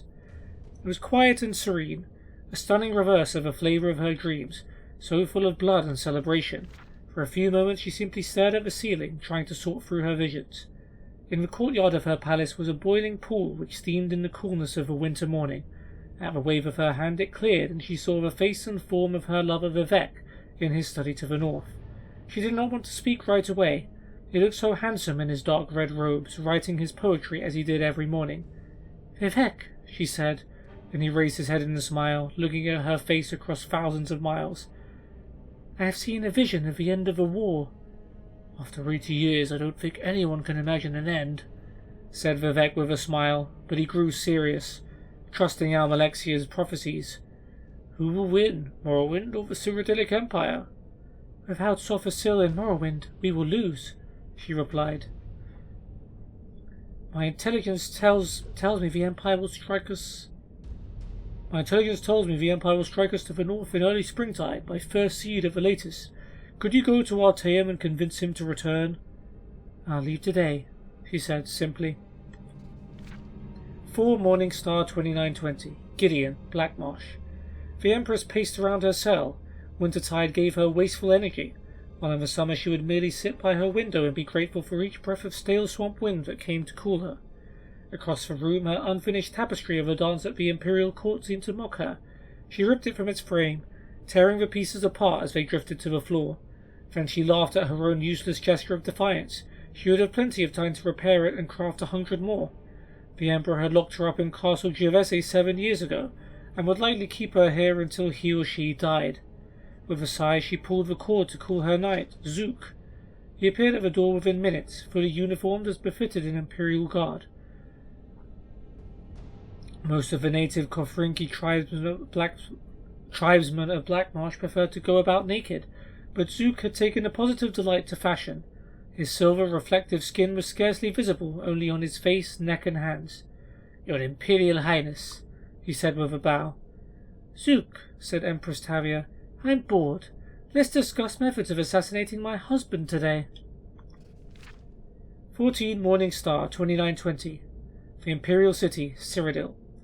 The chimes proclaiming Southwind's prayer echoed through the wide boulevards and gardens of the Imperial City, calling all to their temples. The Emperor Raymond III always attended his service at the Temple of the One, while his son and heir Prince Juilek found it more political to attend a service at a different temple for each religious holiday. This year it was at the Cathedral Benevolence of Mara.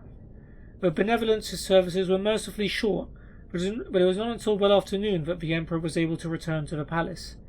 By then the arena combatants were impatiently waiting for the start of the ceremony. The crowd was far less restless, as the potentate Vasidiushae had arranged for a demonstration from a troupe of Khajiiti acrobats. Your religion is so much more convenient than mine, said the Emperor to his potentate by way of an apology. What is the first game? A one-on-one battle between 2 able warriors, said the potentate, his scaly skin catching the sun as he rose, befitting their culture. Sounds good, said the Emperor, and clapped his hands. Let the sport commence. As soon as he saw the 2 warriors enter the arena to the roar of the crowd, Emperor Raymond III remembered they had agreed to this several months before and forgotten about it. One combatant was the potentate's son, Severian Chorak, a glistening ivory-yellow eel gripping his katana and wakizashi with his thin, deceptively weak-looking arms. The other was the Emperor's son, Prince Juilek, in ebony armour with a savage orcish helm, shield and longsword at his side. This would be fascinating to watch, hissed the potentate, a wide grin across his narrow face. I don't know if I've ever seen a Cyrodiil fight an Akavir like this. Usually it's army against army. At last we can settle which philosophy is better. To create armor to combat swords as your people do, or to create swords to combat armor as mine do. No one in the crowd, aside from a few scattered Akaviri councillors and the potentate himself, wanted Severian Chorak to win. But there was a collective intake of breath at the sight of his graceful movements. His swords seemed to be a part of him, a tail coming from his arms to match the one behind him. It was a trick of counterbalance, allowing the young serpent man to roll up into a circle and spin into the centre of the ring in offensive position. The prince had to plod forward the less impressive traditional way. As they sprang at each other, the crowd bellowed with delight. The Akaviri was like a moon in orbit around the prince, effortlessly springing over his shoulder to attempt to blow from behind. But the prince whirled around quickly to block with his shield. His counter-strike met only air as his foe fell flat to the ground and slithered between his legs, tripping him. The prince fell to the ground with a resounding crash. Metal and air melted together as Severian Chorak rained strike after strike upon the prince, who blocked every one with his shield. We don't have shields in our culture, murmured Vasidiushae to the Emperor. It seems strange to my boy, I imagine. In our country, if you don't want to get hit, you move out of the way. When Severian Chorak was rearing back to begin another series of blinding attacks, the prince kicked at his tail, sending him falling back momentarily. In an instant he had rebounded, but the prince was also back on his feet. The two circled one another until the stake man spun forward, katana extended. The prince saw his foe's plan and blocked the katana with his longsword and the wakizashi with his shield. His short punching blade impaled itself in the metal, and Severian Chorak was thrown off balance. The prince's long blade slashed across the Akavir's chest, and the sudden intense pain caused him to drop both his weapons. In a moment, it was over. Severian Chorak was prostrate in the dust with the prince's longsword at his throat. "The game's over," shouted the Emperor, barely heard over the applause from the stadium. The prince grinned and helped Severian Chorak up and over to a healer. The Emperor clapped his potentate on the back, feeling relieved. He had not realized when the fight had begun how little chance he had given his son at victory. "He will make a fine warrior," said Vasidius Shai, "and a great emperor." "Just remember," laughed the Emperor, "you Akaviri have a lot of showy moves, but if just one of our stripes comes through, it's all over for you." "Oh, I'll remember that," nodded the potentate. Raymond thought about that comment for the rest of the games, and had trouble fully enjoying himself. Could the potentate be another enemy, just as the Empress had turned out to be? The matter would bear watching. 21 Morning Star 2920, Mournhold, Morrowind.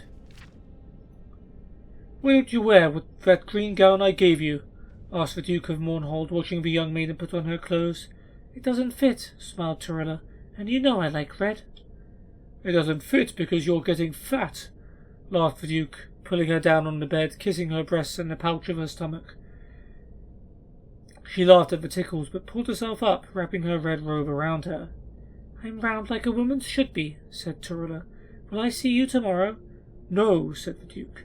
"I must entertain Vivek tomorrow, and the next day the Duke of Ebonheart is coming. Do you know I never really appreciated Almalexia and her political skills until she left?" "It is the same with me," smiled Torilla. "You will only appreciate me when I am gone." "That's not true at all," snorted the Duke. "I appreciate you now." Torilla allowed the Duke one last kiss before she was out the door. She kept thinking about what he said. Would he appreciate her more or less when he knew that she was getting fat because she was carrying his child? Would he appreciate her enough to marry her? The year continues in Sun's Dawn. Alright. I'll take this kite in. I guess we'll take the fragments of Rookfrad. Nope, we'll sit down. Guess Vilcus doesn't want to sit with us. Fair, I didn't want to really sit either. Return to Jorvaskr. Let's get back to Jorvaskr. We'll want to pay our respects to Kodlak's spirit. Okay. Aye. Just wanted to see if you had some cool dialogue. What else have you got here? A book called Warrior, which is a block book. And that levels us up. Level 23. Warrior by Revan. This is the third book in a 4-book series. If you have not read the first 2 books, Beggar and Thief, you would be well advised to do so. I wonder if we have. I feel like we've read Beggar at least. Yeah.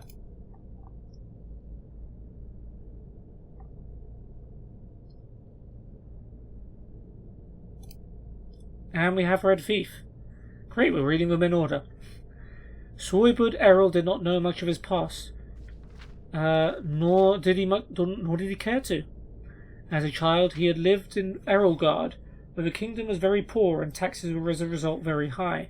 He was too young to manage his abundant inheritance, but his servants, fearing that their master would be ruined, moved him to Jallenheim.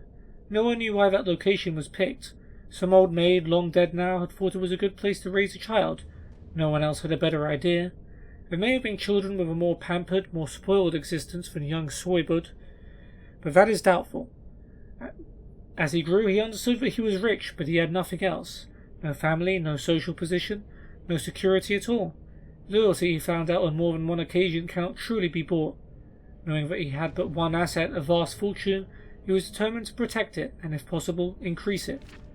Some otherwise perfectly nice people are greedy, but Soybud was that rare accident of nature or breeding who has no other interest but acquiring and hoarding gold. He was willing to do anything to increase his fortune. Most recently he had begun secretly hiring mercenaries to attack desirable properties, and then buying them when no one wanted to live there anymore. The attacks would then of course cease, and Soybud would have profitable land which he had purchased for a song. It had begun small with a few farms, but recently he had begun a more ambitious campaign. In north-central Skyrim there is an area called the Alto, which is of unique geographical interest. It is a dormant volcanic valley surrounded on all sides by glaciers, so the earth is hot from the volcano, but the constant water drizzle and air is frigid. A grape called Jazbay grows there comfortably, and everywhere else in Tamriel it withers and dies. The strange vineyard is privately owned, and the wine produced from it is thus rare and extremely expensive. It is said that the Emperor needs the permission of the Imperial Council to have a glass of it once a year. Damn. In order to harass the owner of the Alto into selling his land cheap, Swoibud had to hire more than a few mercenaries. He had to hire the finest private army in Skyrim. Swoibud did not like spending money, but he had agreed to pay the general of the army, a woman called Lysifitra, a gem the size of an apple. He had not given it to her yet. Payment was to be delivered on the success of the mission, but he had trouble sleeping knowing that he was going to give up such a prize. A lot of grammar mistakes in these Skyrim books. He always slept during the day so he could watch his storehouse by night when he knew thieves were about. That brings us up to this moment when, after a fitful sleep, Swoibud woke up at about noon and surprised the thief in his bedroom. The thief was Eslaf. Eslaf had been contemplating a leap from the window 100 feet down into the branches of a tree beyond the walls of a fortified palace, and a tumble into a stack of hay. Anyone who has ever attempted such a feat will testify that it takes some concentration and nerve to do such a thing. That's got to be an Assassin's Creed reference, doesn't it? Falling from a distance into a stack of hay. When he saw that the rich man sleeping in the room had awakened, both left him, and Eslaf slipped behind a tall ornamental shield on display to wait for Swoibud to go back to sleep. Oh, so these stories beggar thief are leading into each other, right. Swoibud did not go back to sleep. He had heard nothing, but could feel someone in the room with him. He stood up and began pacing the room. Swoibud paced, and gradually decided that he was imagining things. No one was there. His fortune was safe and secure. He was returning to his bed when he heard a clunk. Turning around, he saw the gem, the one he was to give to Lysifitra, on the floor by the Admoran cavalry shield. A hand reached out from behind the shield and grabbed it up. "Thief!" Swoibud cried out, grabbing a jeweled Akaviri katana from the wall and lunging at the shield. The fight between Eslaf and Swoibud will not go down in the annals of great duels. Swoibud did not know how to use a sword, and Eslaf was no expert at blocking with a shield. It was clumsy, it was awkward. Swoibud was furious, but was psychologically incapable of using the sword in any way that could damage its fine filigree, reducing its market value. That's funny. Eslaf kept moving, dragging the shield with him, trying to keep it between him and the blade, which is, after all, the most essential part of any block. Smart. Swoibud screamed in frustration as he struck at the shield, bumping its way across the room. He even tried negotiating with the thief, explaining that the gem was promised to a great warrior named Lysifitra, and if he would give it back, Swoibud would happily give him something else in return. Eslaf was not a genius, but he did not believe that. By the time Swoibud's guards came to the bedroom in response to their master's calls, he had succeeded in backing the shield into a window. They fell on the shield, having considerable more expertise with their swords than Swoibud did. They discovered there was no one behind it. Eslaf had leapt out of the window and escaped. As he ran heavily through the streets of Jotunheim, making jingling noises from the gold coins in his pockets, and feeling the huge gem chafe where he had hidden it, Eslaf did not know where he should go next. He knew only that he could never go back to that town, and he must avoid this warrior named Lysifitra, who had claims on the jewel. Eslaf Errol's story is continued in the book King. Right. Interesting. We've got Mysterious Akavir, which I believe we have read. Yep.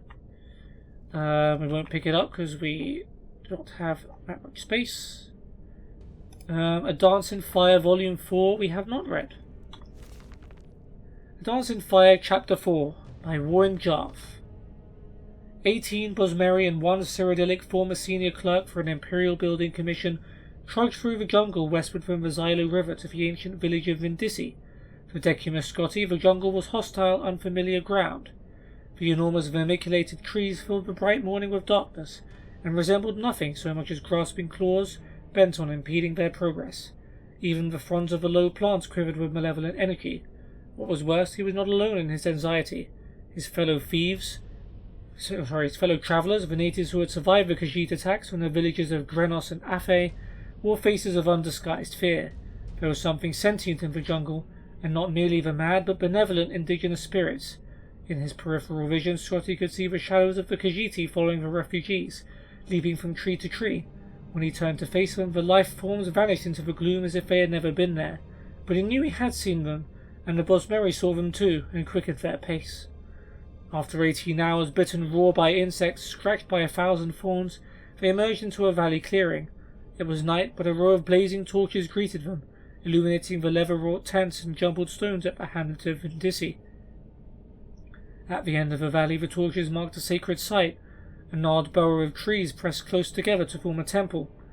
Wordlessly, the Bosmeri walked the torch arcade toward the trees. Scotty followed them. When they reached the solid mass of living wood with only one gaping portal, Scotty could see a dim blue light glowing within. A low sonorous moon from 100 voices echoed within. The Bosmeri maiden he had been following held out her hand, stopping him. "You do not understand, but no outsider, not even a friend, may enter," she said. "This is a holy place." Scotty nodded and watched the refugees march into the temple, heads bowed. Their voices joined with the ones within. When the last wood elf had gone inside, Scotty turned his attention back to the village. There must be food to be had somewhere. A tendril of smoke and a faint whiff of roasting venison beyond the torchlight led him. They were 5 Cyrodiils, 2 Bretons and a Nord. The group gathered around a campfire of glowing white stones, pulling steaming strips of meat from the cadaver of a great stag. At Scotty's approach they rose up, all but the Nord, who was distracted by his hunk of animal flesh. "Good evening. Sorry to interrupt, but I was wondering if I might have a little something to eat. I'm afraid I'm rather hungry after walking all day with some refugees from Krenos and Afe." They bade him to sit down and eat and introduce themselves. "So the war's back on, it seems," said Scotty amiably. Best thing for these do-nothings," replied the Nord in between bites. "I've never seen such a lazy culture. Now they've got the Khajiiti striking the Mount Land and the High Elves at sea. If there's any province that deserves a little distress, it's damnable Valenwood." "I don't see how they're so offensive to you," laughed one of the Bretons. "They're congenital thieves, even worse with the Khajiiti because they are so blessed meek in their aggression." Nord spat out a gob of fat which sizzled on the hot stones of the fire. "They spread their forests into territory that doesn't belong to them, slowly infiltrating their neighbours, and they're puzzled when elsewhere shoves back at them. They are all villains of the worst order." "What are you doing here?" asked Scotty. "I am a diplomat from the court of Johanna," muttered the Nord, returning to his food. "What about you? What are you doing here?" asked one of the Cyrodiils. "I work for Lord Atris's building commission in the Imperial City," said Scotty. "One of my former colleagues suggested that I come down to Valenwood. He said that war was over, and I could contract a great deal of business for my firm rebuilding what was lost. One disaster after another, and I have lost all my money. I'm in the middle of a rekindling of war, and I cannot find my former colleague." "Your former colleague?" murmured another of the Cyrodiils, who had introduced himself as Regulus. He wasn't by any chance named Leodes Juris, was he? "You know him?" "He lured me down to Valenwood in nearly the exact same circumstances," smiled Regulus grimly. "I work for your employer's competitor, Lord Vannick's men, where Leodes Juris also formerly worked. He wrote to me asking that I represent an Imperial Building Commission and contract some post-war construction. I had just been released from my employment, and I thought that if I brought some new business, I could have my job back. Juris and I met in Afe, and he said he was going to arrange a very lucrative meeting with the Sylvanar." Scotty was stunned. "Where is he now?" "I'm no theologian, so I couldn't say," Regulus shrugged. "He's dead. When the Khajiiti attacked Afe, they began by torching the harbour where Juris was readying his boat. Or I should say, my boat, since it was purchased with the gold I brought. By the time we were even aware of what was happening enough to flee, everything by the water was ash. The Khajiiti may be animals, but they know how to arrange an attack." "I think they followed us through the jungle to Vindisi," said Scott nervously. "There was definitely a group of something jumping along the treetops." "Probably one of the monkey folk," snorted the Nord. "Nothing to be concerned about." "When we first came to Vindisi and the Bosmeri all entered that tree, they were furious, whispering something about unleashing an ancient terror on their enemies." The Breton shivered, remembering. "They've been there ever since. For over a day and a half now. If you want something to be afraid of, that's the direction to look. The other Breton, who was a representative of the Daggerfall Mages Guild, was staring off into the darkness while his fellow provincial spoke. Maybe, but there's something in the jungle too, right on the edge of the village, looking in. More refugees, maybe? Asked Scotty, trying to keep the alarm out of his voice. Not unless they're travelling through the trees now, whispered the wizard. The Nord and one of the Cyrodiils grabbed a long top of wet leather and pulled it across the fire, instantly extinguishing it without so much as a sizzle. Now Scotty could see the intruders, their elliptical yellow eyes and long cruel blades clashing the torchlight. He froze with fear, praying that he too was not so visible to them. He felt something bump against his back and gasped. Regulus's voice hissed from up above. Be quiet for Mara's sake. Climb up here. Scotty grabbed hold of a knotted double vine that hung down from a tall tree at the edge of a dead campfire. He scrambled up it as quickly as he could, holding his breath lest any grunt of exertion escape him. At the top of a vine, high above the village, was an abandoned nest from some great bird in a trident-shaped branch. As soon as Scotty had pulled himself into the soft, fragrant straw, Regulus pulled up the vine. No one else was there, and when Scotty looked down, he could see no one below. No one, that is, except the Khajiiti, slowly moving toward the glow of a temple tree. "Thank you," whispered Scotty, deeply touched that a competitor had helped him. He turned away from the village and saw the tree's upper branches brushed against the mossy rock walls that surrounded the valley below. "How are you at climbing?" "You're mad," said Regulus under his breath. "We should stay here until they leave." "If they burn Vindisi like they did Afe and Grenos, we'll be dead sure as if we were on the ground." Scotty began the slow, careful climb up the tree, testing each branch. "Can you see what they're doing?" "I can't really tell." Regulus stared out into the gloom. "They're at the front of the temple. I think they also have, it looks like, long ropes trailing off behind them, off into the pass." Scotty crawled onto the strongest branch that pointed toward the wet, rocky face of the cliff. It was not a far jump at all, so close in fact that he could smell the moisture and feel the coolness of the stone, but it was a jump nevertheless, and his history as a clerk, he had never before leapt from a tree 100 feet off the ground to a sheer rock. He pictured in his mind's eye the shadows that had pursued him through the jungle from the heights above, how their legs coiled to spring, how their arms snapped forward in an elegant fluid motion to grasp. He leapt. His hands grappled for rock, but long thick cords of moss were more accessible. He held hard, but when he tried to plant his feet forward, they slipped up skyward. For a few seconds he found himself upside down before he managed to pull himself into a more conventional position. There was a narrow outcropping jutting out of the cliff where he could stand and finally exhale. Regulus, Regulus, Regulus. Scotty did not dare to call out. In a minute there was a shaking of branches, and Lord Vanek's man emerged. First his satchel, then his head, then the rest of him. Scotty started to whisper something, but Regulus shook his head violently and pointed downward. One of the Khajiiti was at the base of a tree, peering at the remains of the campfire. Regulus awkwardly tried to balance himself on the branch, but as strong as it was exceedingly difficult with only one free hand. Scotty cupped his palms and then pointed at the satchel. It seemed to pain Regulus to let it out of his grasp, but he relented and tossed it to Scotty.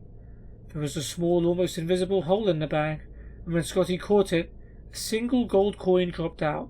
It rang as it bounced against the rock wall on the descent, a high, soft sound that seemed like the loudest alarm Scotty had ever heard. Then many things happened very quickly. The cafe rat at the base of a tree looked up and gave a loud wail.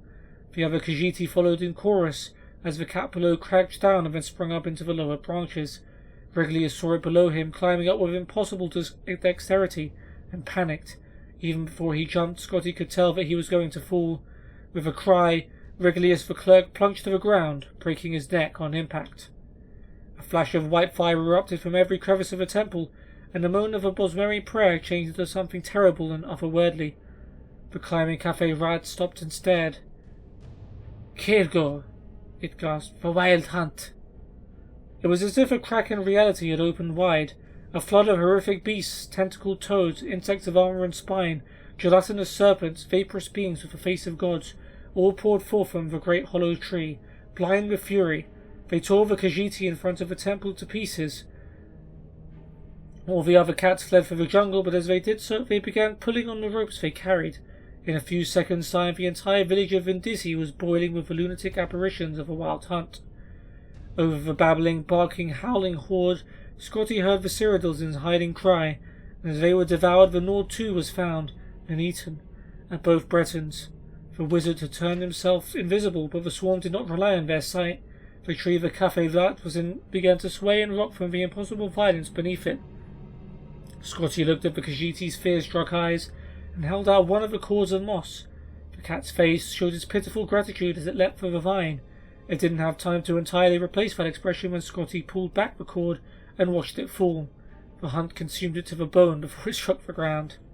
Ouch. Scotty's own jump up to the next outcropping of rock was immeasurably more successful. From there he pulled himself to the top of the cliff and was able to look down into the chaos that had been the village of Vindisi. The hunt's mass had grown and began to spill out through the pass out of the valley, pursuing the fleeing Khajiiti. It was then that the madness truly began. In the moon's light from Scotty's vantage, he could see where the Khajiiti had attached their ropes. With a thunderous boom, an avalanche of boulders poured over the pass. When the dust cleared, he saw that the valley had been sealed. The wild hunt had nowhere to turn but on itself. Scotty turned his head, unable to bear to look at the cannibalistic orgy. The night jungle stood before him, a web of wood. He slung Regulus's satchel over his shoulder and entered. And that is it?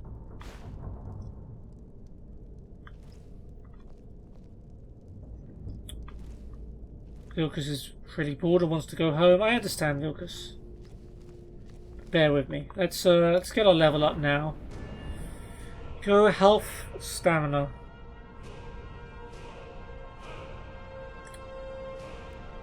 I'm feeling health. Getting a little bit too close for comfort in some of these fights.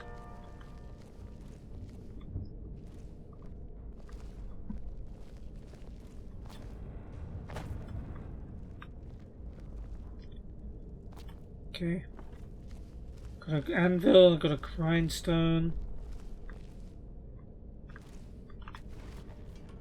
Interesting. So to improve an ebony war axe, I need an ebony ingot. That makes sense.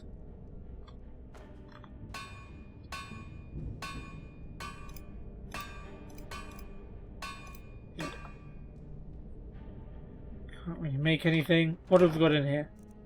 Flawless garnet gold, lockpick, potion of a warrior, skirmisher's craft, a welkin stone, iron gauntlets of major shore grip, two-handed attacks, do 25% more damage. Right, we'll take it. Oh yeah, workbench. That's improving armor, right?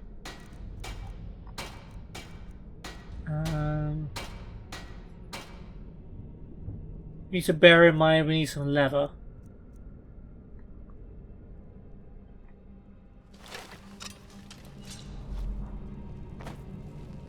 And that is it for this cave. We just need to head back to Jorvaska. Call it a day.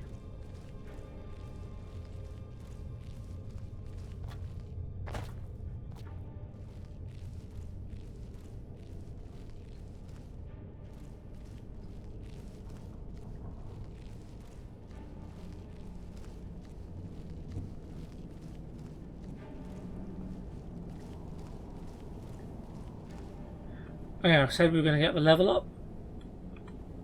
Wait, what? Yeah, we didn't get the perk. Yeah. Okay, one-handed. Power attacks cost less stamina.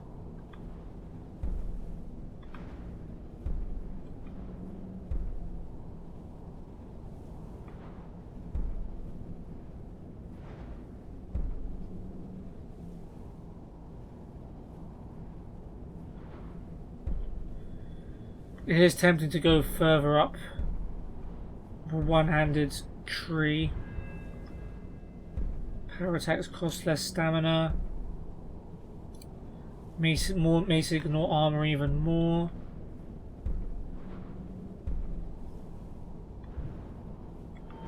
What are we saying for light armor? Don't have enough to do anything.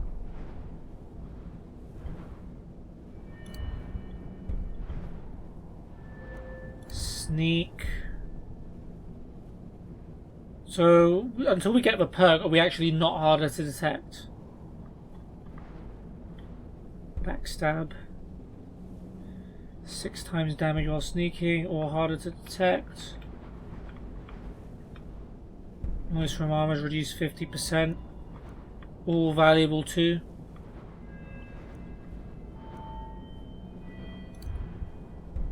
Stronger potions.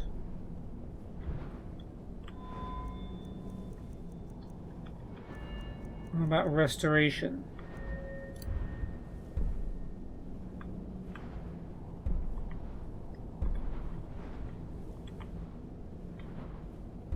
Magicka regenerates faster in general. That's not really an urgent need at the moment.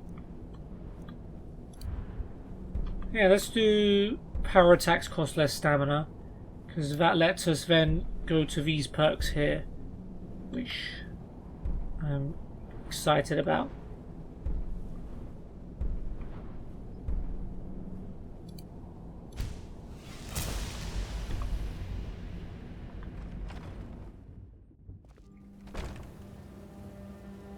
Huh? Don't worry, Vilkas, you're good. Alright, you're Vaska, coming home.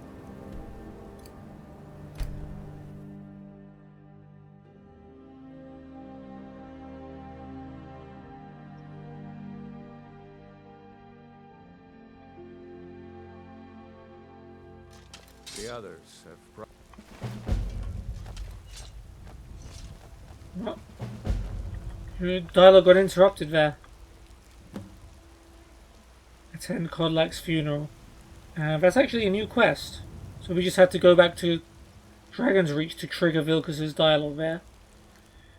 So actually, since the quest is done now, right? Yeah, we'll actually just, head home.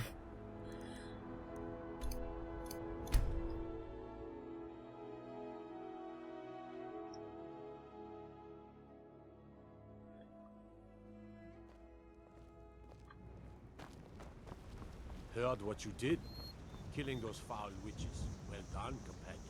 Oh, thank you. whatever you need. Buy this smear if it's simple and strong. I can afford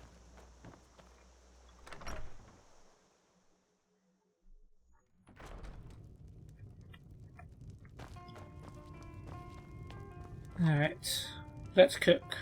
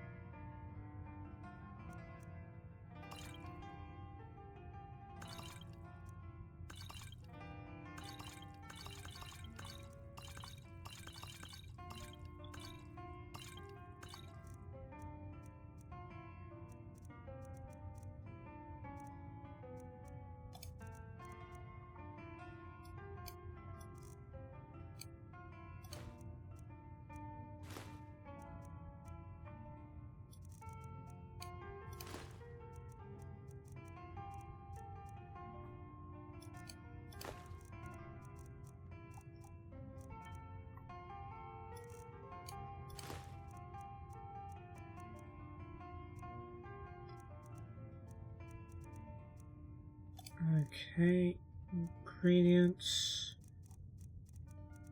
Nothing new, I believe.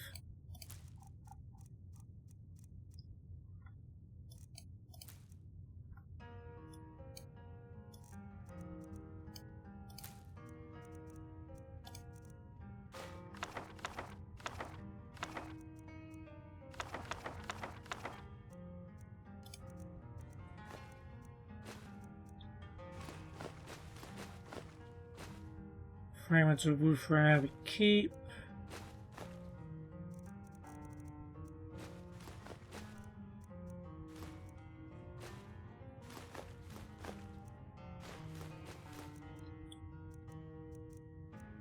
Okay. I think we are good to end the episode. So, yeah, Vilkas and I avenged Kodlak's death by bringing Rune to the Silver Hand. That pretty much sums up what we did. We took down a dragon too, to be fair, before that. Is there anything else that happened in between? No, I don't think so. We took down a dragon, then we went to the Silverhand Den. What was it called?